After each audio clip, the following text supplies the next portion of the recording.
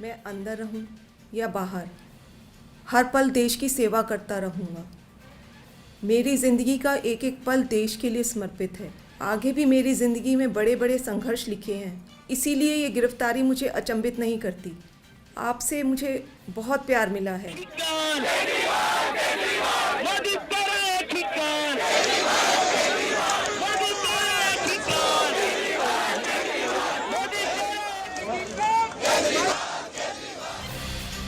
രണ്ടു ദിവസം പിന്നിടുകയാണ് ഡൽഹി മുഖ്യമന്ത്രിയുടെ അറസ്റ്റ് നടന്നിട്ട്. രാജ്യത്തെ പ്രതിപക്ഷം ഒന്നാകെ കടുത്ത പ്രതിഷേധമുയർത്തുന്നുണ്ട്. PMLA ആക്ടിന്റെ കാഠിന്യത്തിൽ തട്ടിയുടഞ്ഞ പ്രതിരോധം, 6 ദിവസത്തെ കസ്റ്റഡി. ഏറ്റവും ഒടുവിൽ ഡൽഹി ഹൈക്കോടതിയിലേക്ക് നീങ്ങിയിരിക്കുന്നു കേജ്രിവാൾ. ഷഹീദി പാർക്കിൽ പ്രതിഷേധം, ഏകാധിപത്യം അവസാനിപ്പിക്കാൻ പോരാടുമെന്ന് പ്രതിജ്ഞ. ശരത്ചന്ദ്ര റെഡ്ഡിയുടെ മാപ്പുസാക്ഷിക്കഥ വെളിവാക്കുന്ന തെളിവുകൾ പ്രതിരോധിക്കാൻ ശ്രമിക്കുന്നുണ്ട് ആം ആദ്മി. പക്ഷേ എത്രത്തോളം?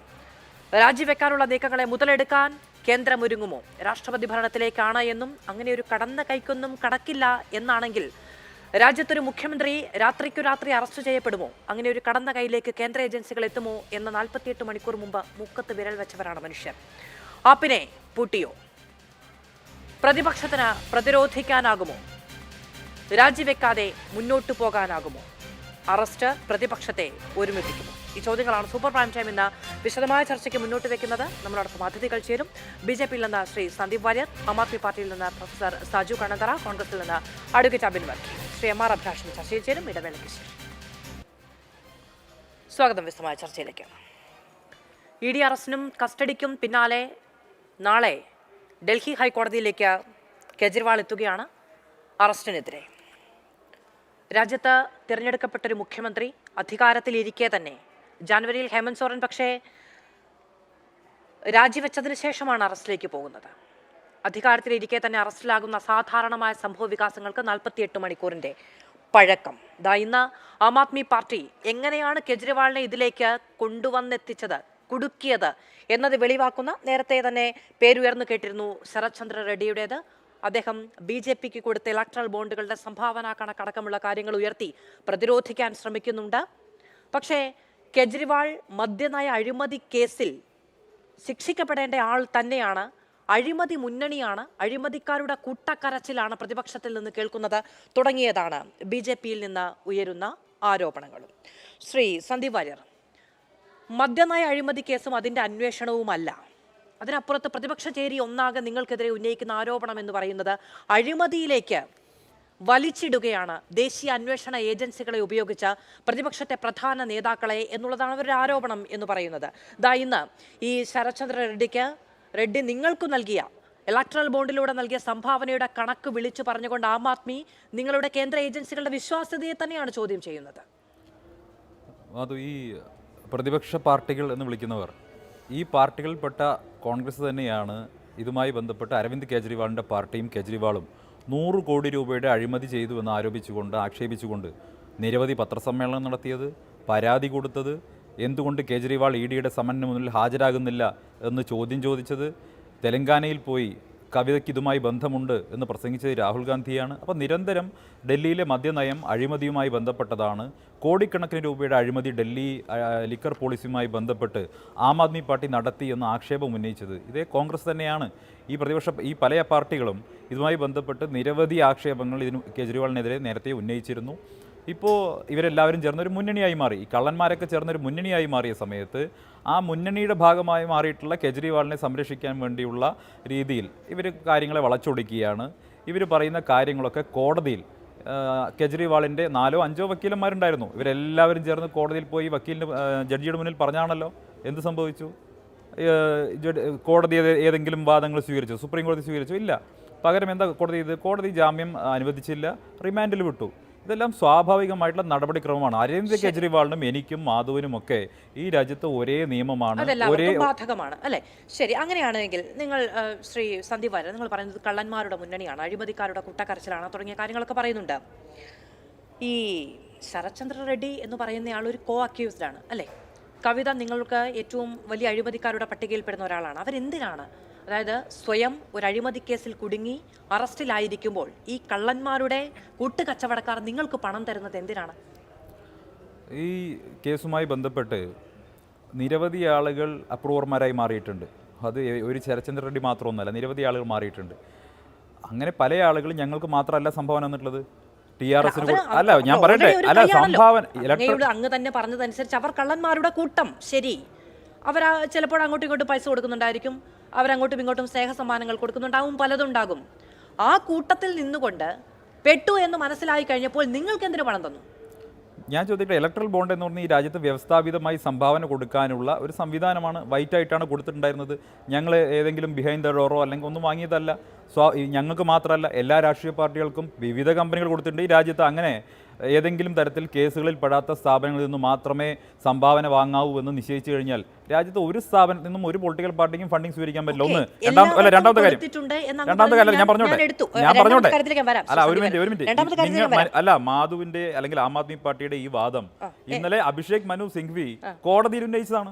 കോടതി അംഗീകരിച്ചിട്ടില്ല. പിന്നെ ആ വാദം വീണ്ടും അവതരിപ്പിച്ചതുകൊണ്ട് പ്രത്യേകിച്ച് ഒരു ഗുണമില്ല. കോടതിയിലേക്കല്ലോ. അപ്പൊ നമുക്ക് ഇവിടുത്തെ വാദങ്ങൾ ഇവിടെയും, കോടതിയിലെ വാദങ്ങൾ അവിടെയും നടക്കട്ടെ. ശ്രീ സന്ദീപ് വാര്യർ, എല്ലാവർക്കും കൊടുത്തിട്ടുണ്ട്. അതാണ് അങ്ങ് ആദ്യം പറഞ്ഞത്. ഞാൻ അപ്പോഴും ചോദിക്കുന്നത്, കൊടുക്കട്ടെ, കൂട്ടുകച്ചവടക്കാരല്ലേ കൊടുക്കട്ടെ, പക്ഷെ നിങ്ങൾക്ക് തന്നത് എന്തിനാണ് എന്നുള്ളതാണ് ചോദ്യം. പിന്നെ അപ്പോൾ അങ്ങ് പറയുന്നു ഇത് വൈറ്റായിട്ടാണ് കൊടുത്തിട്ടുള്ളത്, ഇത് നിയമപരമായി നിലനിൽക്കുന്ന ഒരു ഫണ്ടാണ് എന്ന്. പക്ഷെ പുറത്തു വരില്ലായിരുന്നു എന്ന നല്ല ബോധ്യത്തിലാണ് അന്ന് കൊടുക്കുന്നത്. അതിനുശേഷമാണല്ലോ ഭരണഘടനാ ബെഞ്ച് ഇത് ഭരണഘടനാ വിരുദ്ധമാണെന്ന് പറയുന്നതും SBOD കണക്ക് കൊടുക്കാൻ പറഞ്ഞതും ജനം അറിയും എന്ന സ്ഥിതി വന്നതുമൊക്കെ. അപ്പൊ അന്ന് കൊടുത്തത് പുറത്തു വരില്ല എന്ന ആത്മവിശ്വാസത്തിലാണ്. അല്ല, അങ്ങനെയൊന്നുമല്ല. നോക്കൂ, ഇത് ഏതെങ്കിലും തരത്തിൽ തെറ്റായിട്ടുള്ളൊരു കാര്യത്തിന് വേണ്ടിയായിരുന്നു ഉപയോഗിച്ചിരുന്നെങ്കിൽ മറ്റൊട്ടേറെ മാർഗ്ഗങ്ങളുണ്ടല്ലോ പണം വാങ്ങാനൊക്കെ. കോൺഗ്രസ് സ്വീകരിക്കുന്നത് പോലെ 88% സംഭാവനയും കള്ളപ്പണമായി സ്വീകരിച്ച പാർട്ടിയല്ല ഞങ്ങളുടേത്. മുഴുവൻ തുകയും 20,000-ൽ താഴെയാണെന്ന് കാണിച്ച് 88% സംഭാവനയും കള്ളപ്പണമായി സ്വീകരിച്ചിട്ടുള്ള പാർട്ടിയല്ല ഞങ്ങളുടേത്. പൂർണ്ണമായും നിയമപരമായ മാർഗത്തിലൂടെ സംഭാവന വാങ്ങിയിട്ടുള്ള പാർട്ടിയാണ്. ഈ കണക്കില്ലാത്ത പണം പുറത്തു വരില്ല എന്ന് അങ്ങ് ഉദ്ദേശിക്കുന്നത്, അങ്ങ് ദ്യോതിപ്പിച്ചതാണ്. അതുപോലെ തന്നെയാണല്ലോ പുറത്തു വരില്ല എന്ന് ഉറപ്പിൽ തന്നെയല്ലേ ഈ പറയുന്ന ഇലക്ട്രൽ ബോണ്ട് അന്ന് വാങ്ങിയതും കൊടുത്തതും ഒക്കെ? അല്ലേ? ഇലക്ട്രൽ ബോണ്ടുകളുടെ കാര്യത്തിൽ അന്ന് രാജ്യത്തുണ്ടായിരുന്ന നിയമത്തിന്റെ അടിസ്ഥാനത്തിൽ ഇലക്ട്രൽ ബോണ്ട് ഞങ്ങൾ സ്വീകരിച്ചിട്ടുണ്ട്. അതിൽ നിയമപരമായിട്ട് തെറ്റുമില്ല. ഞാൻ ഒറ്റ കാര്യം പറയുന്നുള്ളൂ, ഇതേ വാദങ്ങൾ സുപ്രീം കോടതിയുടെ മുന്നിൽ പോയി അവതരിപ്പിച്ച് ആ കോടതി പോലും സ്വീകരിച്ചിട്ടില്ല. ഈ ന്യൂസ് റൂമിൽ ഇത് അവതരിപ്പിച്ചുകൊണ്ട് നാളെ കേജ്രിവാളിനെ തിഹാർ ജയിലിൽ നിന്ന് തുറന്നു വിടാൻ പോകുന്നില്ല. ശ്രീ സന്ദീപ് വാര്യർ, അല്ലല്ല, ഒരു ജാമ്യത്തിന്മേലാണ് അവിടെ വാദം നടന്നത്. ഈ പറയുന്ന കാര്യങ്ങളൊക്കെ ഈ പറയുന്ന ജാമ്യം കിട്ടുക എന്ന് പറയുന്നത് PMLA ആക്ട് പ്രകാരം അത്ര എളുപ്പമുള്ള കാര്യമല്ല എന്ന് അങ്ങേക്കും എനിക്കും അഡ്വക്കേറ്റ് അബിൻ വർക്കിക്കും പ്രൊഫസർക്കും ഒക്കെ അറിയാവുന്ന കാര്യമാണ്. അതുകൊണ്ട് ആ ജാമ്യം എന്ന കാര്യത്തിൽ അത് ഉന്നയിച്ചു എന്നുള്ളത് കൊണ്ട് മാത്രം പിന്നീട് അതിലൊരു ഡിസ്കഷൻ ഇല്ല എന്നൊക്കെ പറയുന്നത് ഒരു ഡെഡ് എൻഡ് ആണ് കേട്ടോ. അത് അത്ര അങ്ങനെയല്ല മാധു. ഒരു വിഷയം ചർച്ച ചെയ്യുന്ന സമയത്ത് യഥാർത്ഥ പ്രശ്നങ്ങളിൽ ചർച്ച ചെയ്യാതെ ആം ആദ്മി പാർട്ടി ഉന്നയിക്കുന്ന തട്ടിക്കൂട്ട് ന്യായങ്ങളുടെ പേരിലാണ് ചർച്ച നടക്കുന്നത്. ഞാൻ ഒറ്റ കാര്യം പറയട്ടെ. ഇതുകൊണ്ട് ഈ കേസിൽ ഒരാളും രക്ഷപ്പെടാൻ പോകുന്നില്ല. ഒന്ന്. രണ്ടാമത്തെ കാര്യം ഞാൻ നാളെ കേജ്രിവാളിനെ ജാമ്യത്തിലിറക്കാൻ വേണ്ടിയിട്ടല്ല. നിങ്ങൾ ആഗ്രഹിക്കുന്ന നറേറ്റീവ് എന്താ എനിക്കറിയാം. ഞാൻ അതൊന്ന് പറഞ്ഞോട്ടെ. ഇവിടെ ഈ കേസുമായി ബന്ധപ്പെട്ട് ഒരാൾ മാത്രമൊന്നല്ല അപ്രൂവർ ആയിട്ടുള്ളത്. അവിടുത്തെ ആന്ധ്രയിലെ രാജ്യസഭാ MP ഇതുമായി ബന്ധപ്പെട്ട അപ്രൂവറാണ്. TRSന്റെ MP ഇതിനുമായിട്ട് ബന്ധപ്പെട്ട അപ്രൂവറാണ്. അദ്ദേഹത്തിൻ്റെ മകൻ അപ്രൂവറാണ്. നിരവധി ആളുകൾ, മനീഷ് സിസോദിയുടെ റൈറ്റ് ഹാൻഡ് ആയിരുന്ന ഒരു വ്യക്തി ഇതുമായിട്ട് ബന്ധപ്പെട്ട അപ്രൂവറാണ്. ഇത് ഈ ശരത്ചന്ദ്ര റെഡ്ഡി മാത്രമൊന്നുമല്ല അപ്രൂവർ ആയിട്ടുള്ളത്. ഒരു കേസുമായി ഒരു കാര്യം ചേട്ടെ, ഇനി ഒരു കാര്യം പറയട്ടെ. ഈ അപ്രൂവറായിട്ട് കോടതി അംഗീകരിക്കണം. ഏജൻസികൾ എഴുതി കൊടുത്തുകൊണ്ട് കാര്യമൊന്നുമില്ല. കോടതി അംഗീകരിച്ചതുകൊണ്ടാണ് അദ്ദേഹം അപ്രൂവറായി മാറിയിട്ടുള്ളത്. അപ്പോൾ സ്വാഭാവികമായിട്ടും ഒരു കേസ് തെളിയിക്കേണ്ട സമയത്ത് അത് ഇൻവെസ്റ്റിഗേഷൻ ഓഫീസർ പ്രൊഗേറ്റീവ് ആണ്. ആരെ അപ്രൂവർ ആക്കണം, ആ കേസ് തെളിയിക്കാൻ വേണ്ടി പ്രത്യേകിച്ച് ഗൂഢാലോചന പോലെയുള്ള കള്ളപ്പണത്തിന്റെ ഇടപാട് നടന്നിട്ടുള്ള സംഭവത്തിൽ ആ കേസ് തെളിയിക്കാൻ വേണ്ടി ആരെയൊക്കെ അപ്രൂവർ ആക്കണമെന്ന് നിശ്ചയിക്കേണ്ടത് അതുമായി ബന്ധപ്പെട്ട ഇനി അതിന്റെ പേരിൽ നിങ്ങൾ പറഞ്ഞ ഭാഗം സ്വീകരിച്ചാൽ പണത്തിന്റെ കണക്കനുസരിച്ചാണോ എന്നുള്ളതാണ് പ്രതിപക്ഷം ചോദിക്കുന്നത്. അലിഗേഷൻ മാത്രമാണ്. ഞാൻ ചോദിച്ചത് നേരത്തെ പറഞ്ഞ പോലെ ഒരു നെറേറ്റീവുമില്ല, ഒരു നിലപാടുമില്ല. ആ കാര്യത്തിൽ പ്രത്യേകിച്ച് സ്ഥാപിത താല്പര്യങ്ങളില്ല. ഞാൻ അവരുടെ വാദങ്ങൾ അങ്ങയുടെ രാഷ്ട്രീയ പാർട്ടിയുടെ പ്രതികരണം അറിയാൻ ചോദിച്ചതാണ്. ഞങ്ങളുടെ പ്രതികരണം എന്ന് പറയുന്നത് അർത്ഥശൂന്യമായിട്ടുള്ള ആക്ഷേപമാണ്. ഞാൻ ചോദിച്ചിട്ട് 5-6 മാസം കാലമായല്ലോ മനീഷ് സിസോദിയ ജയിലിൽ കിടക്കുന്നു. ഇവിടെ ഡൽഹി മദ്യനയവുമായി ബന്ധപ്പെട്ട് അഴിമതി നടന്നിട്ടില്ല എന്നൊരാക്ഷേപം കോൺഗ്രസിനുണ്ട് എന്ന് ഞാൻ കരുതുന്നില്ല. അതല്ലെങ്കിൽ മറ്റ് പ്രതിപക്ഷ പാർട്ടികൾക്കുണ്ട് എന്ന് ഞാൻ കരുതുന്നില്ല. ഒരു സെക്കൻഡ്, മനീഷ് സിസോദിയ ജയിലിലാണ്. അവരുടെ മറ്റ് നേതാക്കന്മാർ പലരും ജയിലിലാണ്. ഇന്ന് തീഹാർ ജയിലിലെ ജയിൽ സൂപ്രണ്ടിന് വേണമെങ്കിൽ ഡൽഹി മുഖ്യമന്ത്രി പദത്തിൽ അവകാശവാദം ഉന്നയിക്കാൻ കാരണം കൂടുതൽ MLA-മാർ ഇപ്പോൾ അദ്ദേഹത്തിൻ്റെ കൂടെയാണ് പറയുന്നത്. അപ്പോൾ അതുപോലെ ഡൽഹിയിലെ ആം ആദ്മി പാർട്ടിയുടെ നേതാക്കന്മാർ, MLA-മാർ, മന്ത്രിമാർ, ഉപമുഖ്യമന്ത്രി അടക്കമുള്ളവർ ജയിലിലായപ്പോഴും അവർക്ക് ഈ ആർഗ്യുമെന്റ് ഉണ്ടായിരുന്നില്ല. ഇന്ന് അവരുടെ പോസ്റ്റർ ബോയ് ആരാണ്? അരവിന്ദ് കെജ്രിവാൾ. ഒരു കാലത്ത് അഴിമതി വിരുദ്ധ പോരാട്ടത്തിന്റെ അപ്പോസ്റ്റലായി ഉയർത്തിക്കാണിച്ച ആ അരവിന്ദ് കെജ്രിവാൾ അതേ അഴിമതിയുടെ പേരിൽ ജയിലിൽ പോയിരിക്കുന്നു.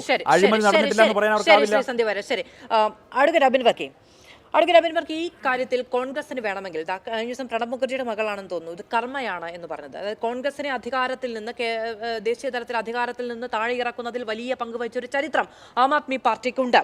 വലിയ തോതിൽ ഇന്ത്യയിൽ ആ വികാരം ആളിക്കത്തിക്കാൻ കഴിഞ്ഞിട്ടുണ്ട് അവർക്ക്. അതിനുശേഷം 10 വർഷം കഴിഞ്ഞ് അതേ അഴിമതി ആരോപണങ്ങളിൽ പെട്ട് ജയിലിലേക്ക്, റിമാൻഡിലേക്ക്, പിന്നീട് ED കസ്റ്റഡിയിലേക്ക് ഒക്കെ എത്തി നിൽക്കുകയാണ് അരവിന്ദ് കെജ്രിവാൾ. പക്ഷേ കോൺഗ്രസ് ചെയ്യുന്നത് അതല്ല. കോൺഗ്രസ് അവരുടെ ആപത്കാലത്തെ ഏറ്റവും വലിയ സുഹൃത്തായി മാറുകയാണ്. എല്ലാ സർവ്വ പിന്തുണയും നൽകുകയാണ്. എല്ലാ പ്രതിഷേധങ്ങൾക്കും ഒപ്പം നിൽക്കുകയാണ്.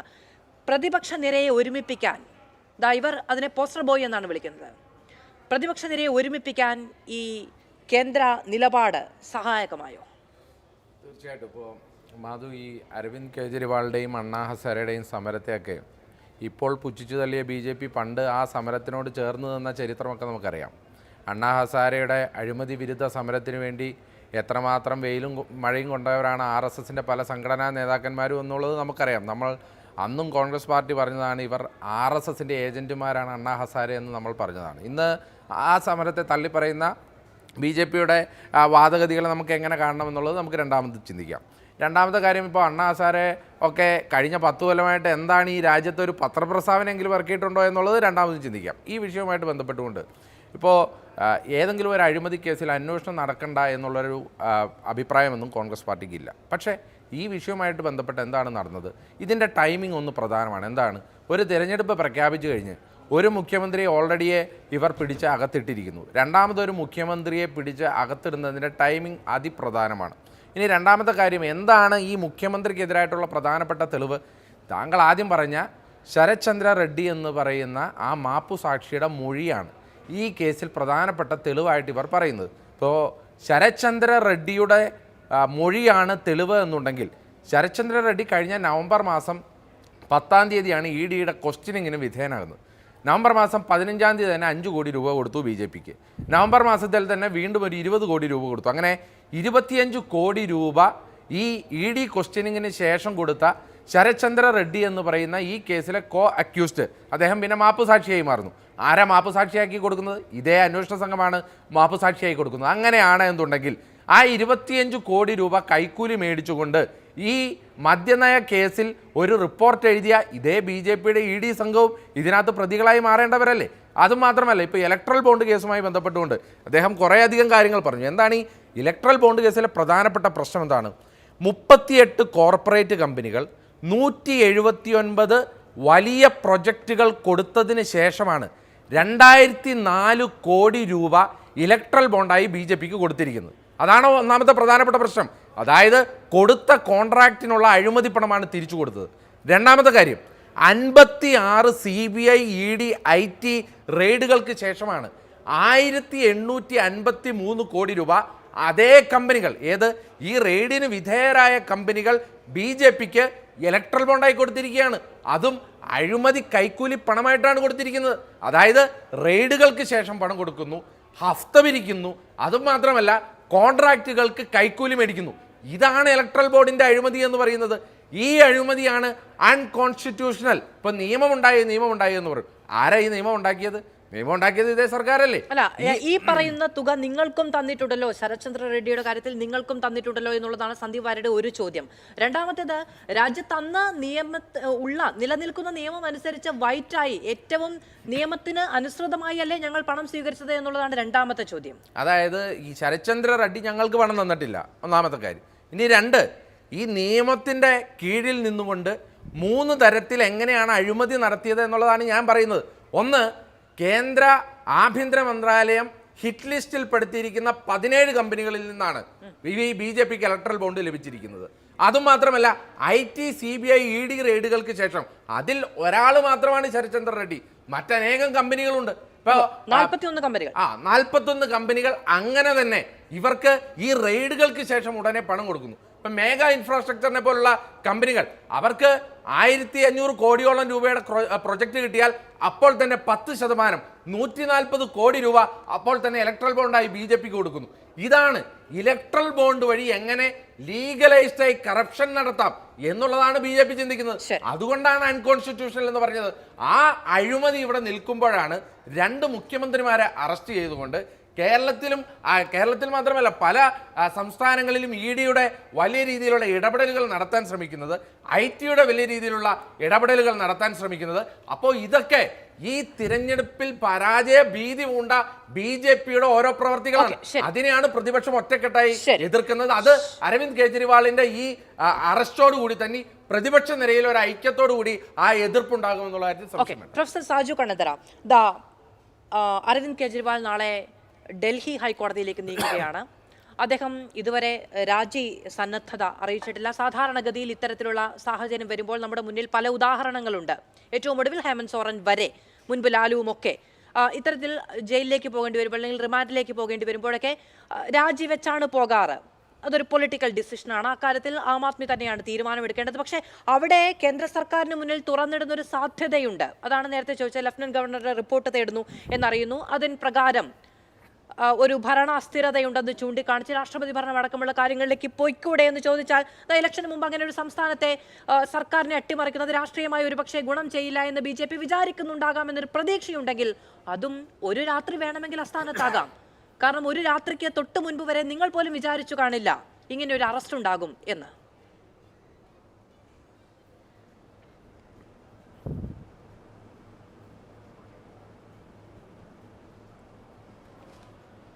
പ്രൊഫസർ അങ്ങേക്ക് കേൾക്കാമോ? കേൾക്കാം. ഇപ്പം കേൾക്കാം. ഓക്കെ. ഇന്ന് ഇന്ത്യ നേരിടുന്ന ഏറ്റവും വലിയൊരു പ്രശ്നം എന്താണെന്ന് വെച്ച് കഴിഞ്ഞാൽ അത് ഇന്ത്യയിൽ ജനാധിപത്യ സംവിധാനം തുടരണമോ വേണ്ടയോ എന്നുള്ളതാണ്. കാരണം BJP എന്ന ഒരു രാഷ്ട്രീയ പ്രസ്ഥാനം പ്രതിപക്ഷത്തെ മുഴുവൻ തച്ചുടച്ചുകൊണ്ട് ഇന്ന് പ്രതിപക്ഷം ഇല്ലാത്ത ഒരു സംവിധാനം ഇന്ത്യയിൽ നടപ്പാകണം എന്ന് ആഗ്രഹിച്ചുകൊണ്ട് അവരുടേതായ രീതികളിൽ പ്രതിപക്ഷ പാർട്ടികളെ തകർത്തെറിയാനുള്ളൊരു ശ്രമത്തിലാണ്. അപ്പോൾ അതിൻ്റെ ഭാഗമായിട്ടാണ് ഇന്ന് അരവിന്ദ് കെജ്രിവാൾ അറസ്റ്റിലായപ്പെട്ടിരിക്കുന്നത്. നമുക്കറിയാം, അരവിന്ദ് കെജ്രിവാൾ അദ്ദേഹം ഈ മദ്യനയ കേസിൽ അദ്ദേഹം നിരപരാധിയാണെന്ന് ഉറച്ച വിശ്വാസമുള്ളത് കൊണ്ട് തന്നെയാണ് ഇന്നും മുഖ്യമന്ത്രി സ്ഥാനം രാജിവെക്കാതെ ഇരിക്കുന്നത്. അദ്ദേഹം പറയുണ്ടായി, തൽക്കാലം താങ്കൾ കേജ്രിവാൾ പ്രത്യേകിച്ച് വകുപ്പുകളൊന്നും കൈകാര്യം ചെയ്യാത്ത സ്ഥിതിക്ക് ജയിലിൽ നിന്നുകൊണ്ട് തന്നെ ഡൽഹി ഗവൺമെൻറ് അതിൻ്റെ ഭരണം മുന്നോട്ട് കൊണ്ടുപോകാനായിട്ട് തനിക്ക് സാധിക്കും എന്ന ഒരു വാദഗതി മുന്നോട്ട് വെക്കുന്നുണ്ട്. പക്ഷേ ഇത് നിയമപരമായിട്ട് എത്രമാത്രം സാധ്യമാണ് എന്നുള്ളത് അത് നിയമവിദഗ്ധരുമായിട്ട് ചോദിച്ച് തീരുമാനമെടുക്കേണ്ട ഒരു കാര്യമാണ്.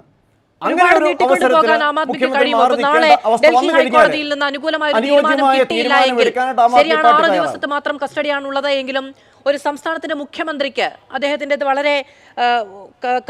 വളരെ കാര്യക്ഷമമായ ഉത്തരവാദിത്തങ്ങളുള്ള ഒരു ചെയറാണ്. അവിടെ നിന്ന് മാറി നിന്നുകൊണ്ട് ഒരു EDയുടെ കസ്റ്റഡിയിൽ അവർ ചോദ്യം ചെയ്യുന്ന കസേരയിൽ ഇരുന്നു കൊണ്ട് നിയന്ത്രിക്കാൻ കഴിയുമോ ഒരു സംസ്ഥാനത്തിന്റെ ഭരണത്തെ? അല്ല, അതാണല്ലോ പറഞ്ഞത്, അനുയോജ്യമായ നടപടികൾ കേജ്രിവാളിൻ്റെ ഭാഗത്തു നിന്ന് അല്ലെങ്കിൽ ഡൽഹി ഗവൺമെൻറ് ഭാഗത്തു നിന്നുണ്ടാകും. അപ്പോൾ അത് കാത്തിരിക്കുക. ജയിലിൽ നിന്ന് ഭരിക്കും എന്ന ആത്മവിശ്വാസത്തിൽ നിന്ന് പിന്നോട്ട് പോയിട്ടുണ്ടോ? ജയിലിൽ നിന്ന് ഭരിക്കും എന്ന് അത് 100% ഒന്നും പറയുന്നില്ല. പക്ഷേ തൽക്കാലത്തേക്ക് ജയിലിൽ നിന്നുകൊണ്ട് തന്നെ ഭരിക്കുന്നു. ഇനി ആവശ്യമെന്ന് തോന്നിയാൽ മറ്റൊരു വ്യക്തിക്ക് ഈ ഭരണം ഏൽപ്പിച്ചുകൊണ്ട് മറ്റ് നടപടികളുമായിട്ട് കേജ്രിവാൾ മുന്നോട്ട് പോകും. അതിന് സംശയമൊന്നുമില്ല. ഇപ്പോഴാണ് ഈ പ്രതിപക്ഷ നിരയെ ആകെ വേട്ടയാടുന്നതിന്റെ ഭാഗമായ പുതിയ രക്തസാക്ഷിയൊക്കെയായി അരവിന്ദ് കെജ്രിവാൾ മാറുന്നത്. അതിനു മുൻപ് മനീഷ് സിസോദിയ മാസങ്ങളായി കിടക്കുകയാണ്, സഞ്ജയ് സിംഗ് കിടക്കുകയാണ്. അപ്പോൾ ഏറ്റവും തലപ്പത്തേക്ക് വന്നപ്പോൾ പ്രതിപക്ഷത്തെ മറ്റാളുകളോടൊപ്പം ചേർന്ന് നിൽക്കാതെ നിവൃത്തിയില്ല എന്ന ഘട്ടം വന്നപ്പോൾ മാത്രമാണോ ഈ കൂട്ടുത്തരവാദിത്തം ഉണ്ടായത്? ഇതൊരു അഴിമതി കേസ് കൂടെയാണ്, അത് വിശദീകരിക്കേണ്ടതുണ്ട്. അതിന് ഈ വേട്ടയാടൽ സിദ്ധാന്തം മാത്രം മതിയാകുമോ? ഇതിൽ എന്ത് അഴിമതി നടന്നെന്നാണ് പറയുന്നത്? ഇപ്പോൾ BJP നിരന്തരമായിട്ട് ഇങ്ങനെ പറയുന്നുണ്ട്, അതായത് 100 കോടി രൂപ ആം ആദ്മി പാർട്ടി ഇതിൻ്റെ മദ്യനയത്തിൻ്റെ പേരിൽ കൈവശപ്പെടുത്തിയെന്ന്. പക്ഷേ എന്തെങ്കിലും തെളിവുണ്ടോ? യാതൊരു തെളിവുമില്ലാതെ ഇവിടെ ആരുടെ വാദഗതി അനുസരിച്ചിട്ടാണ് ആം ആദ്മി പാർട്ടി നേതാക്കളെ ഇപ്പോൾ വേട്ടയാടിക്കൊണ്ടിരിക്കുന്നത്? ഇപ്പോൾ പലപ്പോഴും പറയുണ്ടായി ഈ ശരത് ചന്ദ്ര പ്രസാദിൻ്റെ നിലപാട് എന്താണെന്നുള്ളത്. ഈ മദ്യനയ കേസിൽ 2022 നവംബർ 10 അദ്ദേഹം ബുക്ക് ചെയ്യപ്പെട്ടതാണ്. അതേ വ്യക്തി പിന്നീട് 5 ദിവസം കഴിഞ്ഞ് 5 കോടി രൂപ ഇലക്ട്രൽ ബോണ്ട് വഴിയായിട്ട് BJP ഏൽപ്പിക്കുന്നു. BJP അത് പണമാക്കി മാറ്റുന്നു. പിന്നീട് മദ്യനയ കേസിൽ മാപ്പ് സാക്ഷിയാകാനുള്ള അപേക്ഷ അത് കോടതിയിൽ അദ്ദേഹം സമർപ്പിക്കുന്നു. അത് സ്വീകരിച്ചു. പിന്നീടാണ് എത്രയോ കോടികൾ ഇലക്ട്രൽ ബോണ്ട് വഴിയായിട്ട് കൈമാറിയത്. ഇപ്പോൾ ഇന്നത്തെ കണക്കനുസരിച്ചാണെങ്കിൽ 59.5 കോടി, ഏകദേശം 60 കോടി രൂപയാണ് ഇലക്ട്രൽ ബോണ്ട് വഴിയായിട്ട് ശരത് ചന്ദ്ര പ്രസാദ് BJPക്ക് നൽകിയിരിക്കുന്നത്. അപ്പോൾ BJPക്ക് എത്ര പണം കൊടുത്തു കഴിഞ്ഞാൽ കുറ്റവാളിയായ ഒരു വ്യക്തി അദ്ദേഹം നീതിമാനായി മാറുന്നു? അതുകൊണ്ട് തന്നെയാണ് നമ്മൾ നിരന്തരമായിട്ട് പറഞ്ഞുകൊണ്ടിരിക്കുന്നത്. BJP രാഷ്ട്രീയം എന്ന് പറഞ്ഞു കഴിഞ്ഞാൽ അതൊരു വാഷിംഗ് മെഷീനാണ്. ആരൊക്കെ കുറ്റാരോപണമായിട്ട് വന്നിട്ടുണ്ടോ അവരെയെല്ലാം വെളുപ്പിക്കാനുള്ള ഒരു സംവിധാനമായിട്ട് മാത്രമാണ് ഇന്ന് BJP ഉള്ളത്. അപ്പോൾ നമ്മൾ കണക്കെടുത്ത്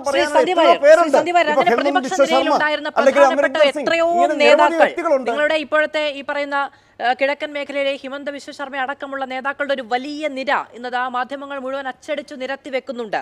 അങ്ങനെ നിങ്ങളൊരു EDയൊക്കെ മുമ്പ് ഒരു ഇലക്ഷൻ ഡിപ്പാർട്ട്മെന്റ് എന്നാണ് പ്രതിപക്ഷം EDയെ അപഹസിച്ചതെങ്കിൽ ഇപ്പോൾ ഒരു വാഷിംഗ് മെഷീൻ എന്നാണ് അതിനെ പരിഹസിക്കുന്നത്. അങ്ങനെ നിങ്ങൾ ഈ കേന്ദ്ര ഏജൻസിയെ കൊണ്ട് പ്രതിപക്ഷത്തെ പ്രധാന നേതാക്കളെ, ജനകീയ അടിത്തറയുള്ള നേതാക്കളെ എല്ലാം നിങ്ങളുടെ ചെരിയിലേക്ക് വെടക്കാക്കി കൊണ്ടുവരികയാണ്.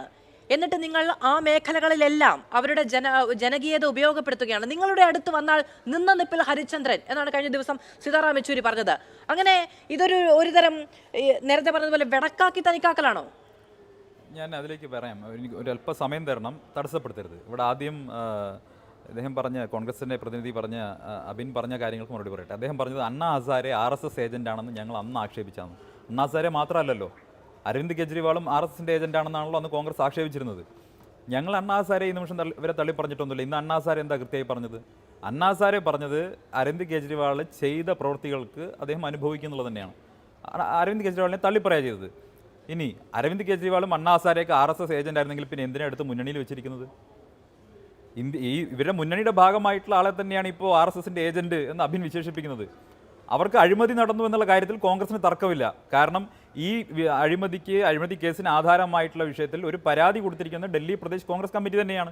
അത് മാത്രമല്ല, നിരവധി പത്രസമ്മേളനം നടത്തിയതിൻ്റെ ഡേറ്റ നിങ്ങളുടെ ഇറക്കം കൈവശം ഇരിക്കുകയാണ്.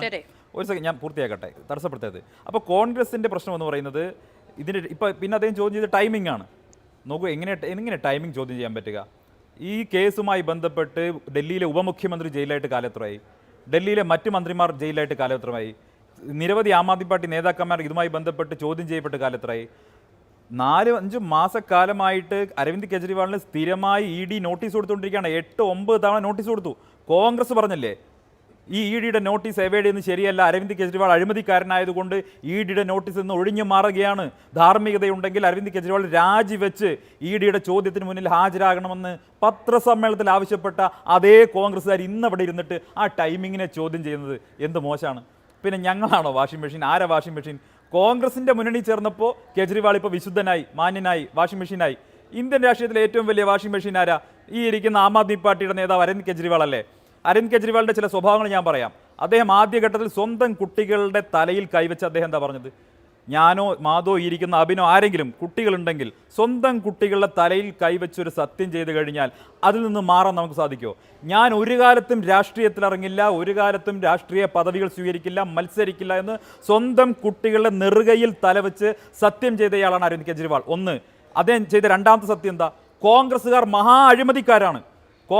മഹാ അഴിമതിക്കാരായതുകൊണ്ട് ജീവിതത്തിൽ ഒരിക്കലും കോൺഗ്രസുമായി സന്ധി ചെയ്യില്ല എന്ന് പറഞ്ഞ നേതാവാണ് അരവിന്ദ് കെജ്രിവാൾ.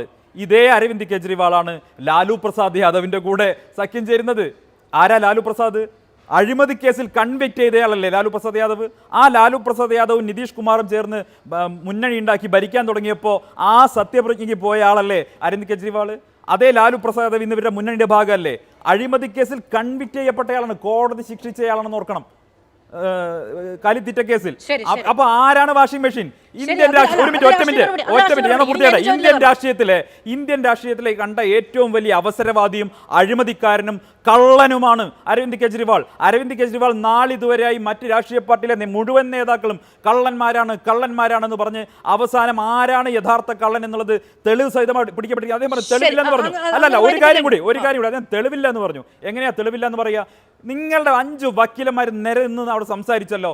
ഇലക്ട്രോണിക് എവിഡൻസ് അടക്കമുള്ള കാര്യങ്ങളുണ്ട്. നിങ്ങൾ വാട്സപ്പ് ചാറ്റുകളടക്കം ഒഴിവാക്കാൻ വേണ്ടി ശ്രമിച്ചു. അതെല്ലാം റിട്രീവ് ചെയ്തിട്ടാണ് ED ഹാജരാക്കിയിട്ടുള്ളത്. ഞാൻ ഒറ്റ കാര്യം ചോദിക്കാം. അദ്ദേഹം പറയുന്നത് കെജ്രിവാൾ തെറ്റ് ചെയ്യാത്തതുകൊണ്ട് ജയിലിലിരുന്ന് അങ്ങ് ഭരിച്ചു കളയുന്ന. അപ്പോൾ മനീഷ് സിസോദിയുടെ രാജ്യം എന്തിനാണ് വാങ്ങിച്ചത്? സിസോദിയ അഴിമതിക്കാരനാണെന്ന് നിങ്ങൾ സമ്മതിച്ചോ? ഞാൻ ചോദിക്കട്ടെ, സിസോദിയ അഴിമതിക്കാരനാണെന്ന് ആം ആദ്മി പാർട്ടിയുടെ വക്താവ് സമ്മതിച്ചോ? അല്ലെങ്കിൽ ഒരു മിനിറ്റ്, അതിന് മുമ്പുള്ള ആളുകളൊക്കെ രാജിവെച്ചല്ലോ. കേജ്രിവാളിന് മാത്രം രാജിവെക്കില്ല എന്ന് പറയുന്നത് ചോദിക്കട്ടെ, മിനിമം ഉളുപ്പുണ്ടെങ്കിൽ ഒരു മിനിറ്റ്. ലാലു പ്രസാദ് യാദവിന് ഒരു സെക്കൻഡ് ഞാൻ പൂർത്തിയാക്കട്ടെ. ഒരു മിനിറ്റ്, നിങ്ങൾ തടസ്സപ്പെടുത്തല്ലേ. ലാലു പ്രസാദ് യാദവ് കൺവിക്ട് ചെയ്യപ്പെട്ടപ്പോൾ അയാൾ രാജിവെച്ചു, ഭാര്യ റാബ്രി ദേവിയെ മുഖ്യമന്ത്രിയാക്കി. ജയലളിത കൺവിക്ട് ചെയ്യപ്പെട്ട സമയത്ത് രാജിവെച്ചു, അവിടെ പകരം മുഖ്യമന്ത്രി വന്നു. മിനിമം ജയലളിതയും ലാലു പ്രസാദും കാണിച്ച ആ ധാർമ്മികതയെങ്കിലും ഈ കെജ്രിവാൾ എന്ന് പറയുന്ന ഈ കാപട്യക്കാരൻ കാണിക്കോ? അതാ ഒന്നാമത്തെ ചോദ്യം. 2, ഒരു കാര്യം കൂടി പറയട്ടെ. മേഘ എഞ്ചിനീയറിംഗ് ഗ്രൂപ്പിന്റെ കാര്യം പറഞ്ഞു. ഇന്നലെ ഡൽഹി ഹൈക്കോടതിയിൽ വേറൊരു കേസ് ഉണ്ടായിരുന്നു. അതിൽ കോടതി പറഞ്ഞൊരു കാര്യം ഞാൻ പറയാം. There are references to unaccounted transactions with respect to the the search documents recovered from the Megha Engineering Group appears to indicate unaccounted transfers to Congress. ഇന്നലെ ഡൽഹി ഹൈക്കോടതി പറഞ്ഞതാണ്. കോൺഗ്രസിനോട് ഉന്നയിച്ച കാര്യങ്ങൾ ചോദിക്കാൻ ഞാൻ തയ്യാറാണ്. ഇനി ഞാൻ ചോദിച്ച ചോദ്യത്തിന് ശ്രീ സന്ദീപ് വാര്യർ മറുപടി പറയണം. ED ഉപയോഗിച്ച് നിങ്ങൾ ഈ പറയുന്ന പ്രതിപക്ഷ നേതാക്കളെ മുഴുവൻ ഭീഷണിപ്പെടുത്തുകയാണോ എന്ന് ചോദിക്കാൻ കാരണം EDയുടെ 95% കേസുകളും പ്രതിപക്ഷ പാർട്ടി നേതാക്കൾക്കെതിരെയാണ്.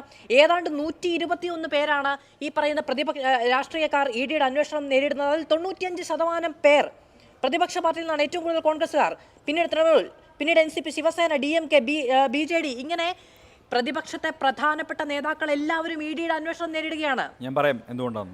മാതൊരു സമയം തരണം. പണ്ട് ഡൽഹിയിൽ ഏറ്റവും കൂടുതൽ ആക്സിഡന്റ് നടന്നിരുന്നത് ബജാജ് സ്കൂട്ടറിനായിരുന്നു. കാരണം എന്താ? ഡൽഹിയിൽ ഏറ്റവും അധികം ഉണ്ടായിരുന്ന ബജാജ് സ്കൂട്ടറായിരുന്നു. പ്രതിപക്ഷത്തെ ആളുകളാണ് 95% അഴിമതി കേസിൽ അന്വേഷിക്കപ്പെടുന്നെങ്കിൽ അവർ മുഴുവൻ കള്ളന്മാരായതുകൊണ്ടാണ്. ഈ പ്രതിപക്ഷത്തിന്റെ കാര്യം, ഈ പ്രതിപക്ഷത്തുള്ള ഒരു സെക്കൻഡ്, അങ്ങനെയാണെങ്കിൽ ഈ EDയുടെ അന്വേഷണം റെയ്ഡും വന്നതിന് തൊട്ട് പിന്നാലെ ഇലക്ട്രൽ ബോണ്ട് കൈമാറ്റം ചെയ്യപ്പെടുന്നതോ? ഇലക്ട്രൽ ബോണ്ട് വ്യവസ്ഥാപിതമായ കാര്യമായിരുന്നു. ലോകത്തുള്ള കള്ളന്മാരെല്ലാം വ്യവസ്ഥാപിതമായി പൈസ കൊണ്ട് BJPക്ക് കൊടുക്കണമെന്നുണ്ടോ? അല്ല, ഞാൻ നേരത്തെയും പറഞ്ഞല്ലോ, ഈ കേരളത്തിൽ ഉൾപ്പെടെ നിരവധി കേസുകൾ നേരിടുന്ന പല സ്ഥാപനങ്ങളും ഇലക്ട്രൽ ബോണ്ട് വാങ്ങുകയും വിവിധ പാർട്ടികൾക്ക് ഡൊണേഷൻ കൊടുക്കുന്നുണ്ട്. 41 കമ്പനികൾ 2471 നിങ്ങൾ മാത്രം അവിടെ നിൽക്കട്ടെ. ഈ പറയുന്ന ദേശീയ അന്വേഷണ ഏജൻസികളെ രാഷ്ട്രീയമായി ഉപയോഗിക്കാൻ പ്രതിപക്ഷ നിരക്ക് സാധിക്കില്ലല്ലോ. ആര് പറഞ്ഞു? കഴിയുമോ? ഞാൻ പറയാം എന്തുകൊണ്ട് ഞാൻ പറയാം.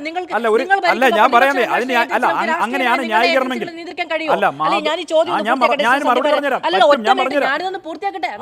ഞാൻ ഈ ക്വസ്റ്റ്യൻ ഒന്ന് പൂർത്തിയാക്കട്ടെ, എന്നിട്ടല്ലേ ഉത്തരം പറയാൻ പറ്റുള്ളൂ.